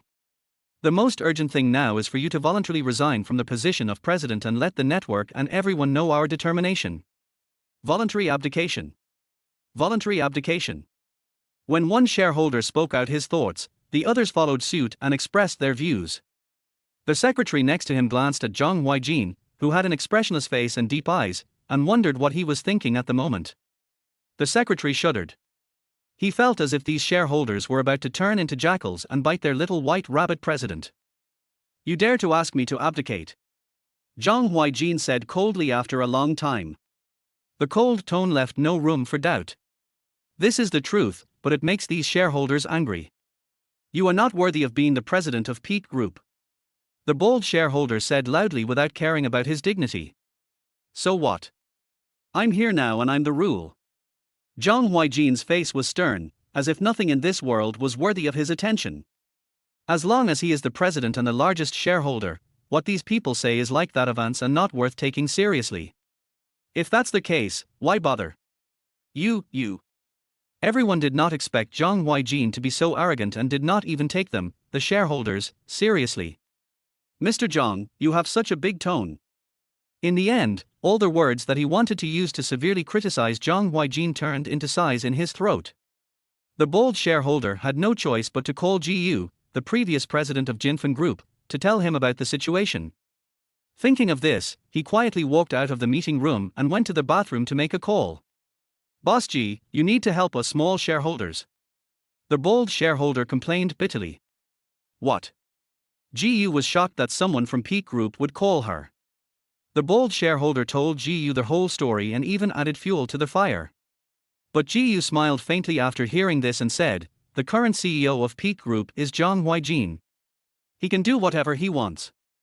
It has nothing to do with me. It has nothing to do with me. Afterwards, Jiu hung up the phone. This company was originally given to Zhang Huaijin to have fun with. It would be fine if he had a good time with it, but she wouldn't mind if he didn't. Just a company. The bold shareholder's search was fruitless and he returned to the meeting room in disgust. It's just one day's stock price drop, and you're so panicked. With such a magnanimity, you'd better not be a shareholder. Doesn't this mean that they are stingy? Zhang Huaijin's words were heart-piercing, like a sharp knife stabbing into their internal organs. Within 2 weeks, I got our company's stock price back to its highest price since we founded Pinnacle Group. If not, I will resign from this position as president. Afterwards, Zhang Huaijin said 2 words coldly. These words left them speechless, especially the word small-minded, which made their faces turn the color of liver. How can a man who stands tall and proud be humiliated by these 3 words? But thinking about the military order Zhang Huaijin had issued, he found this behavior ridiculous. However, the stock price fell so capriciously on the first day, and he thought he could just let him waste a few more days. Perhaps within a week, things will change at the company. His determined gaze is focused forward, like the rising sun. Just one glance and you will be sucked in, leaving no room for doubt about his words. Zhang Huaijin sat lazily in his seat, with a hint of nonchalance, an aura that only comes from someone who has been in a high position for a long time. Let's go. Without waiting for them to react, Zhang Huaijin and the secretary left the meeting room together. President. The secretary, who had taken to heart what Zhang Huaijin said in the conference room, called out weakly. Is it really possible? The secretary asked confidently. If he were the president, he would have been scared by the condemnation of the shareholders. Okay. A firm and unquestionable tone echoed in the secretary's ears, and the latter nodded. Why haven't I seen the general manager in charge of the Baiyun project these 2 days? Zhang Huaijin asked, as if he had thought of something. Chapter 23 The Beauty Falling from the Ceiling. The Baiyun project is the project that Li Sifeng mentioned last night. In recent years, the real estate industry has shown signs of taking off, and the top management of Peak Group unanimously decided to enter the real estate industry and make profits while this industry is showing signs of growth. It can be said that the Baiyun project was a special decision made by Jinfen Group to prepare for the expansion of the real estate industry. For a small company like Li Sifeng's, if the company is not big enough, it will not be able to handle such a big project. Simply put, it has high expectations but low skills. President, she took leave 2 days ago and just came back today, said the secretary. Where is her office? I'll go look for her. Zhang Huaijin nodded and said with a smile, go to work. Afterwards, Zhang Huaijin started walking towards Su Qian's office.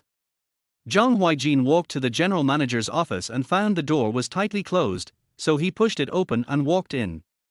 The huge office was empty, but a ladder next to it was particularly eye-catching. This general manager is quite special. He even puts a ladder in his office. Is anyone there? If not, I'm leaving. It seems that the general manager is not in the office. With this thought in mind, Zhang Huaijin was about to turn around and leave. Hello, sir. A voice as faint as orchid in the valley reached my ears. Fuck, what the hell is this? Zhang Huaijin looked at the office again, and there was still no one there. Sir. I'm on top of you. It was still the familiar voice from before. Zhang Huaijin looked up and saw a beautiful woman sitting on a chair, seemingly doing something. Beauty, what are you doing up there? Zhang Huaijin was stunned for a moment. The beauty may not know that the action of standing on the ladder perfectly reveals her curvy figure and the scenery under her skirt, which is really a sight to behold. At that moment, Zhang Huaijin had this wild idea. But the next second, he dispelled the strange thoughts in his mind and suggested with a smile, Beauty, why don't you come down and talk? Okay. The beautiful girl above nodded shyly. Just as the beauty was about to move her slender and straight feet, the ladder seemed a little unstable, swaying from side to side. In an instant, the beauty fell from the sky. No, it should be said that she fell from the ceiling. Zhang Huaijin instinctively hugged the beauty and quickly held the ladder with his other hand. Otherwise, there would be another ending. Thank you, thank you. The beauty seemed a little shy about being touched by the boy, and felt that the places where Zhang Huaijin touched seemed to be burning by fire. You're welcome. Zhang Huaijin said with a smile. Just now, because the beauty was on top, he didn't have time to see the beauty's face clearly. Now, observing carefully, his facial features were delicate as if they were created by God, and her big, Caroline eyes blinked in a lovable way. Her almost transparent skin was stained with pink clouds. The delicate collarbone is faintly visible under the white shirt, which makes people imagine a lot. The waist in the hands is as charming as a branch flowing by the stream. Zhang Huaijin was attracted by such beauty and was stunned. It took him a long time to come back to his senses. "You can let me go now." The beauty paused and said shyly, "Okay." With a hint of regret in his tone, Zhang Huaijin very gracefully let go of the beautiful woman in his arms, and the hem of the clothes in his hand also flew away as the beautiful woman moved away. "Thank you for what I did just now. If it weren't for you, I might have fallen to the ground." The beautiful woman smiled gently, like a spring breeze. "By the way, I'm looking for the general manager. Do you know where she is?" Zhang Huaijin asked hurriedly, suddenly remembering that he had important business to attend to. "I am the general manager you mentioned. Hello, what can I do for you?" In the blink of an eye, the shy beauty disappeared, and she stood at attention and spoke calmly. "What? This gentle beauty is actually the general manager." Zhang Huaijin couldn't believe it. He thought that the people who could climb to the position of general manager were either men in their 30s or 40s. After all, the position of general manager was comparable to that of the crown prince in the ancient imperial court. "I didn't expect her to be a beautiful woman, and a beauty about the same age as him." "It's true that you can't judge a book by its cover. Are you the owner of this office?" Zhang Huaijin decided to confirm it again and said seriously. The beauty was amused by Zhang Huaijin's startled expression and couldn't help laughing out loud, like the sound of wind chimes blowing in the breeze. "Don't you think I look like her?" the beauty asked puzzledly. Misunderstanding. Judging people by their appearance is disrespectful to others." Zhang Huaijin shook his head decisively. "Moreover, she is such a young and beautiful lady. To be able to hold the position of general manager, her abilities must be extraordinary. You haven't introduced yourself yet." "My name is Liu Feifei." "Who are you?" Liu Feifei was smiling. "I'm Zhang Huaijin." Zhang Huaijin smiled faintly and said in a concise and shocking manner. He did not directly reveal his identity as the president. Instead, Liu Feifei paused when she heard him say his name. Zhang Huaijin looked at her with a scrutinizing look and knew that she knew his identity. "Hello, President." Liu Feifei greeted openly. "Beautiful lady, I came to you to ask you about the progress of the Baiyun project." Zhang Huaijin felt it was a bit strange to call someone by her name, so he called her Beauty. To be honest, Zhang Huaijin was still interested in this project. "We are still in the stage of selecting partners. There are more than 30 companies that want to compete for our project, including some from other places." Zhang Huaijin discovered that Liu Feifei's expression seemed to change whenever she talked about work. "That's right. I hope you don't consider any small companies when you choose a company. Also, eliminate companies from other places. We also need to cooperate with companies that have a local foundation, so that we can keep up with the progress better." Zhang Huaijin analyzed carefully and said. Liu Feifei blinked and smiled at Zhang Huaijin. This hit the spot, she also had the same idea. "By the way, do you climb ladders often?" Although this question sounded a bit strange, Zhang Huaijin still asked. "The lights in the office occasionally break, and I sometimes fix them myself." Liu Feifei didn't understand, so she explained. Zhang Huaijin raised one hand and made two fake cough sounds, then said awkwardly, "You should climb the ladder less often when wearing a skirt." A loud boom was heard, and Liu Feifei felt as if dark clouds were gathering. She was stunned for 3 seconds before she understood what Zhang Huaijin meant. Does this mean that he saw everything she saw when she was standing on the ladder? I understand," Liu Feifei said embarrassedly. Chapter 24, Not Knowing What's Good for You. If the person in front of him was Li Qian, he could tell her openly, but this beauty in front of him, although she was the general manager, second only to the general manager, she spoke with a hint of shyness of a little girl all the time. But this kind of shy beauty is very cute. Zhang Huaijin was afraid of scaring the other party, so he had to give his hint in a roundabout way. Then, Zhang Huaijin left and returned to his office.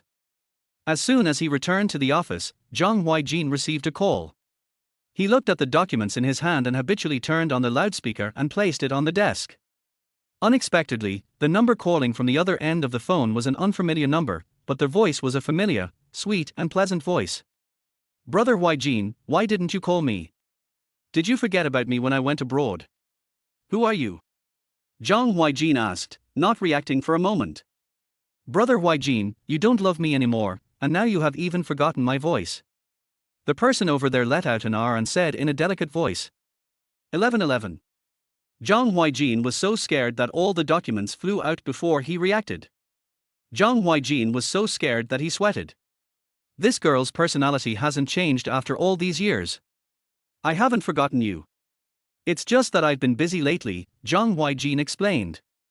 HMPH. Men's words are deceiving. Chen Shi over there pouted her lips. She was unwilling to believe Brother Huaijin. 1111, when will you come back? Zhang Huaijin decided to skip the topic. His intuition told him that it would not be good to continue talking about this topic. He coughed and covered the corner of his mouth with a fist. Do you want me to come back? If you want me, I will come back. Chen Shi leaned on the sofa, with a pair of slender and straight legs lazily crossed, and one hand curled up a strand of her curly hair and spun in circles, as if she was playing a game. Stop it, 1111. Zhang Huaijin couldn't help but laugh. Chen Shi was currently filming in Country M. It was a bit ridiculous for him to come back just like that. Finish the filming obediently. I'll have a task for you when you come back. Zhang Huaijin spoke slowly, with a hint of ruffian in his tone. I'm not making a fuss. I'm going back to China today. How about you pick me up at the airport later? Chen Shi threw out a thunderbolt. What? Zhang Huaijin was surprised. He also knew about Chen Shi's filming, and it would take at least another month before he could return to China. You're going back to China now, are you kidding me? Come and pick me up quickly. If you don't come, I'll be angry. Chen Shi's location was a bit noisy, and it was inevitably a bit noisy. Chen Shi's tone was a little soft, and Zhang Huaijin had to admit that he couldn't refuse the request of a beautiful woman. Okay, send me the location. Zhang Huaijin nodded and stood up. Zhang Huaijin threw the car keys on the desk into the air, then took them coolly and walked out of the office. Soon, Zhang Huaijin drove the Bugatti that he had randomly picked from the car box and arrived at the airport to pick up the plane. From a long distance away, Zhang Huaijin saw a glimpse of the scenery at the airport. A stunning woman wearing a bright yellow suspender was standing alone among the crowds of people at the airport.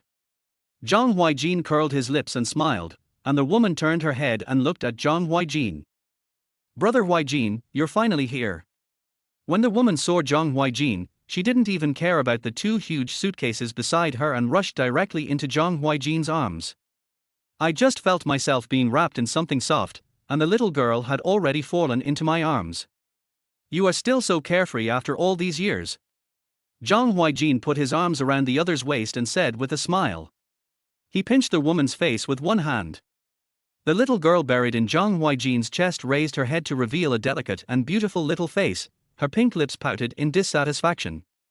Zhang Huaijin pulled the corners of his lips and said with a smile, why didn't you inform me of such a big thing as returning to China? Chen Shi generously pinched the soft flesh on Zhang Huaijin's waist, but it was hard to the touch. She felt that this man had a better figure and said angrily, you don't miss me, I thought you had forgotten me. Thinking of this, Chen Shi placed his hand on Zhang Huaijin's abdominal muscles, and what he touched was 8-pack abs. A pair of slender fingers caressed the 8 abdominal muscles and then the lower abdomen. Absolutely amazing. Have you touched enough? Zhang Huaijin smiled helplessly. He grabbed her little hand with one hand to stop her from continuing. Do you know that there are some places on a man that you can't touch? Zhang Huaijin's breathing tightened and he spoke through gritted teeth. I know. Chen Shi responded with some regret, and expressed his thoughts by the way, it feels good to touch it. Go ahead and bring the luggage over. Zhang Huaijin patted Chen Shi's head and said coaxingly. The latter nodded in agreement. Suddenly, Zhang Huaijin and Chen Shi heard a shout, robbery, come and help, someone is robbing. Then in the blink of an eye, Zhang Huaijin saw a dark shadow rushing up and heading straight towards Chen Shi. Chen Shi, be careful. Zhang Huaijin sensed something was wrong, shouted loudly and stepped forward. Unfortunately, the other party was closer to Chen Shi, grabbed Chen Shi's neck, and put a knife on her delicate neck, which was very peaceful. What caught my eye was a man with a scar on the side of his face. He had dark skin and looked like a rough guy. I was so damn unlucky today. I almost got it, but someone found out. He bound Chen Shi's hands with one hand, and held a knife with the other hand. The tip of the knife almost pierced into Chen Shi's neck, and strands of blood flowed out. The fierce look on his face remained unchanged. The robber stared at the people around him with a pair of ferocious eyes and said coldly, "All of you get out of my way, or I will kill her." "Okay, sir, we'll get out of the way right away. Don't get excited. Don't get excited. Brother Huaijin." Chen Shi was frightened and murmured softly with a hint of tears. A few steps later, the airport staff surrounded the robber and Chen Shi in a circle and evacuated the surrounding people. A group of staff on duty cursed inwardly. Why today, specifically? If a murder happened at their airport's reputation would be damaged and jobs would be lost. Zhang Huaijin, who was standing by, was pushed out to the periphery and was extremely angry. This robber is totally ungrateful. Looking at Chen Shi's tearful face, he felt angry and wanted to step forward but was pushed away. Now that Chen Shi was injured by the robber, he couldn't act rashly. Therefore, the most urgent task is to rescue Chen Shi and teach the robber a lesson. Chapter 25. Hello. That robber is so fierce. What should we do now? The beautiful girl is so scared that there is blood on her neck. Yes, it's so pitiful. The robber actually dared to commit a crime here at the airport. It's awesome. Why haven't the security guards come yet? Oh my god, it's a mess here. You must not be impulsive. You have a life in your hands. A middle-aged woman said when she saw the blood on Chen Shi's neck. The people shouted loudly. Let me go, or I will. Everyone, give me a way out, or I'll cut the neck of this woman under my command in half. The robber threatened fiercely as his fingers rubbed against a piece of delicate skin, then pinched it hard without any mercy. It hurts. It hurts so much. Chen Shi cried out when she felt the pain, tears streaming down her face. Seeing the beauty crying, Zhang Huaijin's heart softened. Cry, why are you crying? I'm not crying. Believe it or not, I will kill you. Chen Shi's crying upset the robber. Zhang Huaijin glared at the robber, then walked behind him without him noticing and squeezed into the crowd. As if I don't exist, right?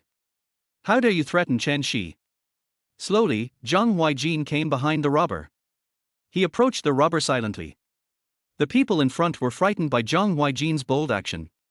They were afraid that the robber would get angry if they spoke, so they were speechless. He could only watch, afraid that his own breathing would be disturbed by Zhang Huaijin. Why don't you make way for me? After a long while, the robber saw that they did not move, so he pulled Chen Shi and said. Zhang Huaijin firmly grasped the robber's knife-holding hand with one hand. The robber turned his head and saw Zhang Huaijin's face, and tried to stab Chen Shi's neck with the knife.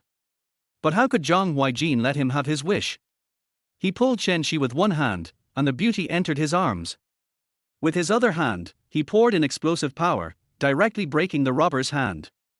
The sound of stainless steel hitting the ground filled my ears. Aha!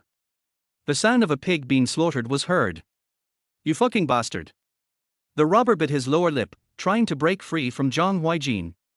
His other hand was about to quickly take the knife and turn around to stab it into Zhang Huaijin's body.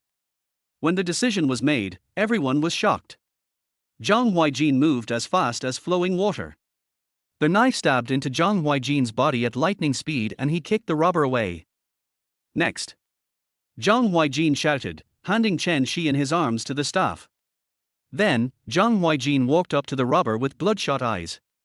The latter just wanted to get up and escape, but Zhang Huaijin's kick just now was too powerful. His whole body was screaming in pain, and the fat on his face was struggling to retreat. But Zhang Huaijin would not let him have his way. Thinking of the blood on Chen Shi's neck, he punched the robber in the chest. There was a cracking sound from the ribs. Dare to touch my people. Zhang Huaijin punched him again. The security guard hit the robber with punch after punch. When he was too weak to struggle, he quickly stepped forward and stopped him. Thank you, young man. Thank you so much. The security guard bowed respectfully to Zhang Huaijin. It's just a piece of cake. Zhang Huaijin said calmly. My palm just hurts a bit. This guy is just full of fat. Kung Fu, real Kung Fu. That handsome guy's skills are really amazing. The robber was subdued before I even had a chance to see him. Young man, what's your name? Can I get to know you? Where did you learn this skill? You did a great thing today. He is simply the new generation of Kung Fu master. Did you notice that he could immobilize the robber with just one hand, and with one kick, the robber flew out like a balloon? Everyone screamed because of Zhang Huaijin's surprise. Zhang Huaijin did not respond to the crowd's praise, but turned and walked towards the frightened Chen Shi. Chen Shi looked at Zhang Huaijin, like a hero returning victoriously from defeating the enemy. Her heart trembled, and she threw herself into his arms. Dear, it's okay, it's okay. Zhang Huaijin coaxed her, gently stroking her injured area with one hand. I will beat up anyone who bullies you. Look how miserable he looks. Zhang Huaijin pointed at the robber. At this time, the robber was fat and swollen, like a pig. Chen Shi looked up at Zhang Huaijin and suddenly thought of the first time he met him. Memories come flooding back. It was a summer 3 years ago. At that time, she was not as well known as she is now, and was just an 18th-tier artist. To be honest, she is not particularly famous, and she can even go out without makeup on a daily basis. But on an ordinary day, something unexpected happened. That night, Chen Shi was invited by the company to attend a company party at the bar. Chen Shi didn't hesitate at the time and went directly. However, she never imagined that it was a hongmen banquet, or a party where she had to sacrifice herself. According to the address given by the company, Chen Shi quickly arrived at the location of the party. When she looked at the small bar, it was nominally a company party, but there were not many people there. From a distance, the company's agent saw Chen Shi coming, and a glimmer of calculation flashed in his eyes, but he quickly covered it up and said with a smile, 1111, come here quickly, we're waiting for you. Boss, I'm here. Chen Shi greeted awkwardly. Chen Shi looked at the only two people she knew, her agent Sister Bai and the young artist Chen Xiao, who had signed a contract with her and entered the company. And all around her were men she was not familiar with. Chen Shi was somewhat flattered by Sister Bai's smile. She patted the seat beside her and asked the man next to her to make room for Chen Shi to sit over there. Shi, come and sit here. We've been waiting for you for a long time. Chen Shi felt vaguely frightened. She didn't know why those strange men looked at her as if they were prey. It was terrifying. Chen Shi's goosebumps appeared unconsciously. But she didn't dare disobey Sister Bai's instructions, so she suppressed the discomfort in her heart and sat down. 1111, let me introduce you to these two. They are both the CEOs of our company. This one is CEO Feng, and that one is CEO Hong. This is 1111. President Feng and President Hong looked at each other tacitly, as if they were exchanging some ideas. They said in unison. Hello. Chen Shi said obediently, showing a smile with 8 teeth. TSK, this figure and face are so damn amazing, and even the voice is so soft. I wonder what it would be like if she cried and screamed on the bed. Chapter 26, A Hero Saves a Beauty. Your company has really good vision. Look at 1111, she is so pretty. Your company has found a treasure. This treasure will eventually come to my bed. Mr. Feng said with a lecherous smile, not forgetting to put a hand on Chen Shi's thigh skin, which was exposed due to her shorts. Stroke up and down. This is really exciting. Mr. Feng is joking. Sister Bai glanced at Mr. Feng's little action, pretending not to know, and spoke in a flattering manner to Mr. Feng. The latter became even more aggressive after receiving Sister Bai's gaze, and put his other hand on Chen Shi's shoulder. No matter how stupid Chen Shi was, she guessed the purpose of her coming to see Sister Bai today. Mr. Feng's touch made her move a step to the right. Holding back the nausea in her heart, she smiled and took Mr. Feng's hand away. I'd like to borrow Mr. Feng's good words. But Mr. Feng was not someone who could be easily fooled. After a few words, he put his big pig's hoof on Chen Shi's thigh again to take advantage of her. Chen Shi sent a look for help to Bai Jie, but Bai Jie was reluctant to even look at Chen Shi. Chen Shi was disappointed, but had to endure it. Considering that Mr. Feng was his client, he did not dare to act rashly or disobey Mr. Feng. She was well aware of the blacks and whites in the entertainment industry, and if she offended them, she was afraid that she would never see the screen again. 1111, the wine here is pretty good, would you like to try it? Mr. Feng kept chatting with Chen Shi, and Chen Shi responded one by one. I'll try. Chen Shi replied with a faint smile. I heard that your company has taken over a TV series. If you do well, I will let you be the leading actress. Chen Shi was stunned. She has a dream of becoming a star, but she doesn't want to rely on men to get to the top. Greasy Feng imitated the young man and embraced Chen Shi. His heavy and rapid breathing echoed in Chen Shi's ears, and he whispered softly, "Shall we be together tonight?" No. No. Chen Shi was a little scared and pushed Mr. Feng hard, saying with a trembling voice, I didn't hear what you said. Say it again. Mr. Feng's eyes darkened a little, and a hint of threat flashed in them. After being in the entertainment industry for so many years, there are very few people who deny what they say, so of course I feel a little unhappy when I hear Chen Shi's no. She doesn't know what's good for her. Even though she has some beauty, she won't take advantage of it. If you dare to disobey me, I will kick you out tomorrow. Mr. Feng sneered in his heart. After he finished speaking, Mr. Feng moved closer to Chen Shi, pinching Chen Shi's face with one hand. I have something to do tonight. I'm leaving first. Chen Shi nervously grabbed her bag and prepared to leave, but someone was unwilling to let her go and got angry. Mr. Feng saw Chen Shi trying to escape like a frightened little white rabbit. The man's natural prey hunting instinct was aroused, and he wrapped his arms around Chen Shi's waist and fell into his thighs. What? Still want to leave? Mr. Feng said with a twitch of his mouth.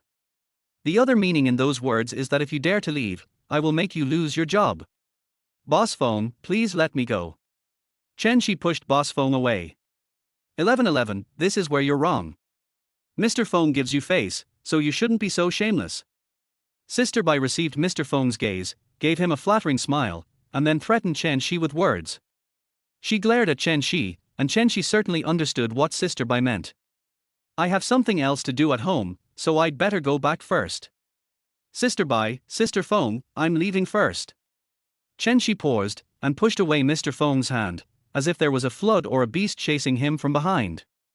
Just as she was about to walk out, Sister Bai and Mr. Feng reacted quickly and caught Chen Shi. You still want to leave?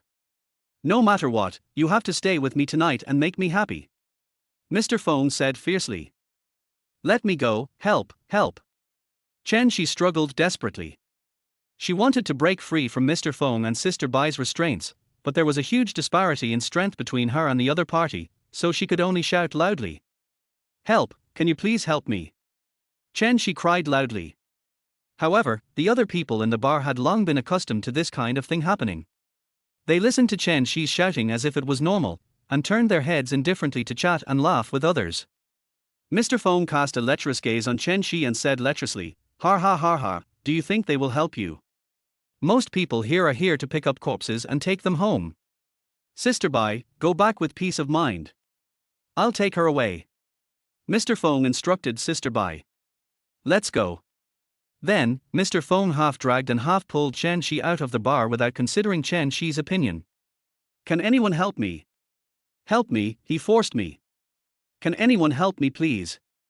The people coming and going all looked at Chen Shi with indifference and disregard, but no one came forward, as if they had foreseen her fate. Chen Shi refused to comply, and Mr. Feng became even more powerful. Seeing that she was about to be pulled into the car by Mr. Feng, she stuck one foot on the door, trying her best to prevent herself from getting in. Help! Zhang Huaijin, who was in a bad mood, parked the car and was about to walk into the bar when he heard a woman's voice calling out. He turned his head and looked. As far as the eye can see, a fat man is forcing a beautiful woman to get into a car, while his other hand is disgustingly pressed against the woman's back, stroking her up and down. You still want someone to save you? Dream on. If you behave yourself, I will make you feel more comfortable tonight. If not, har har. The fat man kicked the beautiful woman's leg hard, and the thick flesh hanging on her leg trembled up and down. Isn't he this forcing beautiful women? That's too much. Let me be a hero and save the beauty this time. Zhang Huaijin was kicked out by Zhang Wenxuan today because of a big fight with Li Sifeng. He didn't expect to encounter such a bully thing. Zhang Huaijin gritted his teeth and stepped forward, saying coldly, Didn't you hear the girl say no? What are you doing? Chen Shi responded to their voice from outside and looked up. Her tearful face seemed to see the light of hope. She shouted for so long, but no one came to rescue her. Feeling disheartened, this man appeared riding on a colorful cloud. Sir, save me. It's none of your business, get the hell out of here. Mr. Feng turned his head, was very dissatisfied with this outsider, and cursed him fiercely. To release or not to release? Zhang Huaijin obviously didn't care about Mr. Feng's dirty words and asked in a cold tone. You don't understand what I'm saying. You're disturbing my good deeds. I'll make you lose your head. Mr. Feng freed one hand and pushed Zhang Huaijin provocatively. If you don't accept my toast, I'll drink the wine for you. Zhang Huaijin shouted in a harsh voice, his cold tone carrying a hint of displeasure. After saying that, Zhang Huaijin's hand turned into a knife and chopped it. Mr. Feng grabbed Shen Shi's pig's trotter and heard a crack. Chapter 27 Ban. I heard that the two spokespeople of Peak Group are causing trouble. A hint of ruthlessness flashed across Ji-Yu's eyes. They actually dared to cause trouble to her people. Ji-Yu asked lazily. Yeah. Zhang Huaijin nodded without hiding anything. Don't worry, I will deal with them both. Since the Peak Group has been given to Zhang Huaijin, she will tolerate an unknown little person coming to cause trouble. Ji-Yu said lightly, his tone was leisurely and he seemed a little sleepy. Thank you, sis. Zhang Huaijin paused and said with a smile. To be honest, sometimes I feel that this marriage is really not bad. This wife takes care of him like a sister. I heard that when someone wanted to take over Peak Group, he helped. This is the transfer certificate from heaven and earth. I give it to you. In the blink of an eye, Ji-Yu produced a transfer letter from somewhere and handed it to Zhang Huaijin. Okay. Then Zhang Huaijin nodded again. Today's surprises are really one after another. He didn't say much to thank you, he just kept it in his heart. Okay, go to bed early, and I'll go back to my room to sleep. Have a good night. The next day, Zhang Huaijin got up early and went to Jinfen Group with Su Qian. Sometimes he felt that it was not so easy to be the president. If it were not for his strong ability, he would have been exhausted to death in the company. The scene changed, and Cheng Yi and Xiao Meng were lying naked on the big bed in the hotel room, covered only by a thin blanket. Last night, Cheng Yi contacted the media company that wanted to recruit him and Xiao Meng, and the company decisively asked him to come to work the next day. I am so happy. Later, when Cheng Yi and Xiao Meng were celebrating, Xiao Meng got drunk. In addition, Cheng Yi was distracted by Xiao Meng, so what happened next came to fruition. The sound of beep beep rang out from the cell phone. Cheng Yi's mind was still immersed in yesterday's lovemaking, and he answered the call in a daze. Who is it? It's so early in the morning and you're still trying to get me to sleep. Cheng Yi shouted. I'm Sister Hong. Sister Hong on the other end of the phone took a long puff of her cigarette. Hong, Sister Hong. Why are you here so early in the morning? Is there something wrong? Hearing the other party's call, Cheng Yi stood up in a hurry, not even caring about the thin blanket covering his body falling off. Don't come to our company this afternoon. Sister Hong snorted coldly, in stark contrast to the soft voice she spoke yesterday, with a hint of sarcasm in her tone. Good boy, you dare to finish me. Yesterday, she handed Cheng Yi and Xiao Meng's employment applications to her leader, who, for some reason, got angry and scolded her. Later I found out that Cheng Yi and Xiao Meng had offended the leaders above and they decided to ban them. Originally, I saw that their popularity had soared after the incident at Peak Group, so I took advantage of this opportunity to take on more advertisements. What's wrong? Didn't we have a good talk yesterday afternoon? Cheng Yi was stunned and didn't understand what was going on. I've told you're not needed anymore. Sister Bai hadn't had time to vent the anger she had gotten from her boss. She ignored Cheng Yi's reaction and hung up the phone. What are you saying about being so arrogant? I'm a popular idol, yet he dares to treat me like this. Is it love or not? Cheng Yi was also embarrassed. How could he feel good after being scolded for no reason? Anyway, he is very popular now, and every company will be scrambling to hire him. They don't want it to be their loss. At this time, Xiao Meng, who was standing by, helped Cheng Yi up and asked, what happened just now? Cheng Yi then called other media companies, but he never expected that he was rejected by all of them. Some even cursed. Don't call me, we don't want you. Anyone who dares to want you at this time is seeking death. Why are you calling me? I don't know you. Cheng Yi called every media company very humbly, but ended up hanging up without any result. Cheng Yi, what's the result? Xiao Meng, who was standing aside, did not hear what the person on the other end of the phone said. She looked at Cheng Yi's face, which was getting darker and darker, and felt something was not right. Don't bother me, Cheng Yi said quickly. Why is it like this? What happened? Why did everyone reject him overnight? Cheng Yi looked at the dialed number in the address book. His fingers holding the phone began to tremble. He only heard a boom. With a loud bang, dark clouds pressed down and threatened to destroy him. We. Cheng Yi wanted to say something but stopped. Hurry up and tell me. What happened? Xiao Meng was getting more and more angry. She didn't understand why Cheng Yi's face became more and more gloomy. Cheng Yi closed his eyes, then looked at Xiao Meng deeply without answering. He called his old friend. Lu Nan. Cheng Yi. Do you know that it's all over the entertainment industry right now that some big shot is saying he wants to ban you and Xiao Meng? Did you offend someone? Before Cheng Yi could ask, Lu Nan said. What? How is that possible? Cheng Yi couldn't believe it. No wonder he was hesitant when he spoke on the phone just now. So that's why. I haven't offended anyone. Cheng Yi was panicked, his heart was shaking, as if it was about to fall out of his body. If that were the case, he would be doomed. You don't know now that all your works have been removed from the shelves? Lu Nan said with concern. After all, I came from the same company before. Take care of yourself. I'm hanging up first.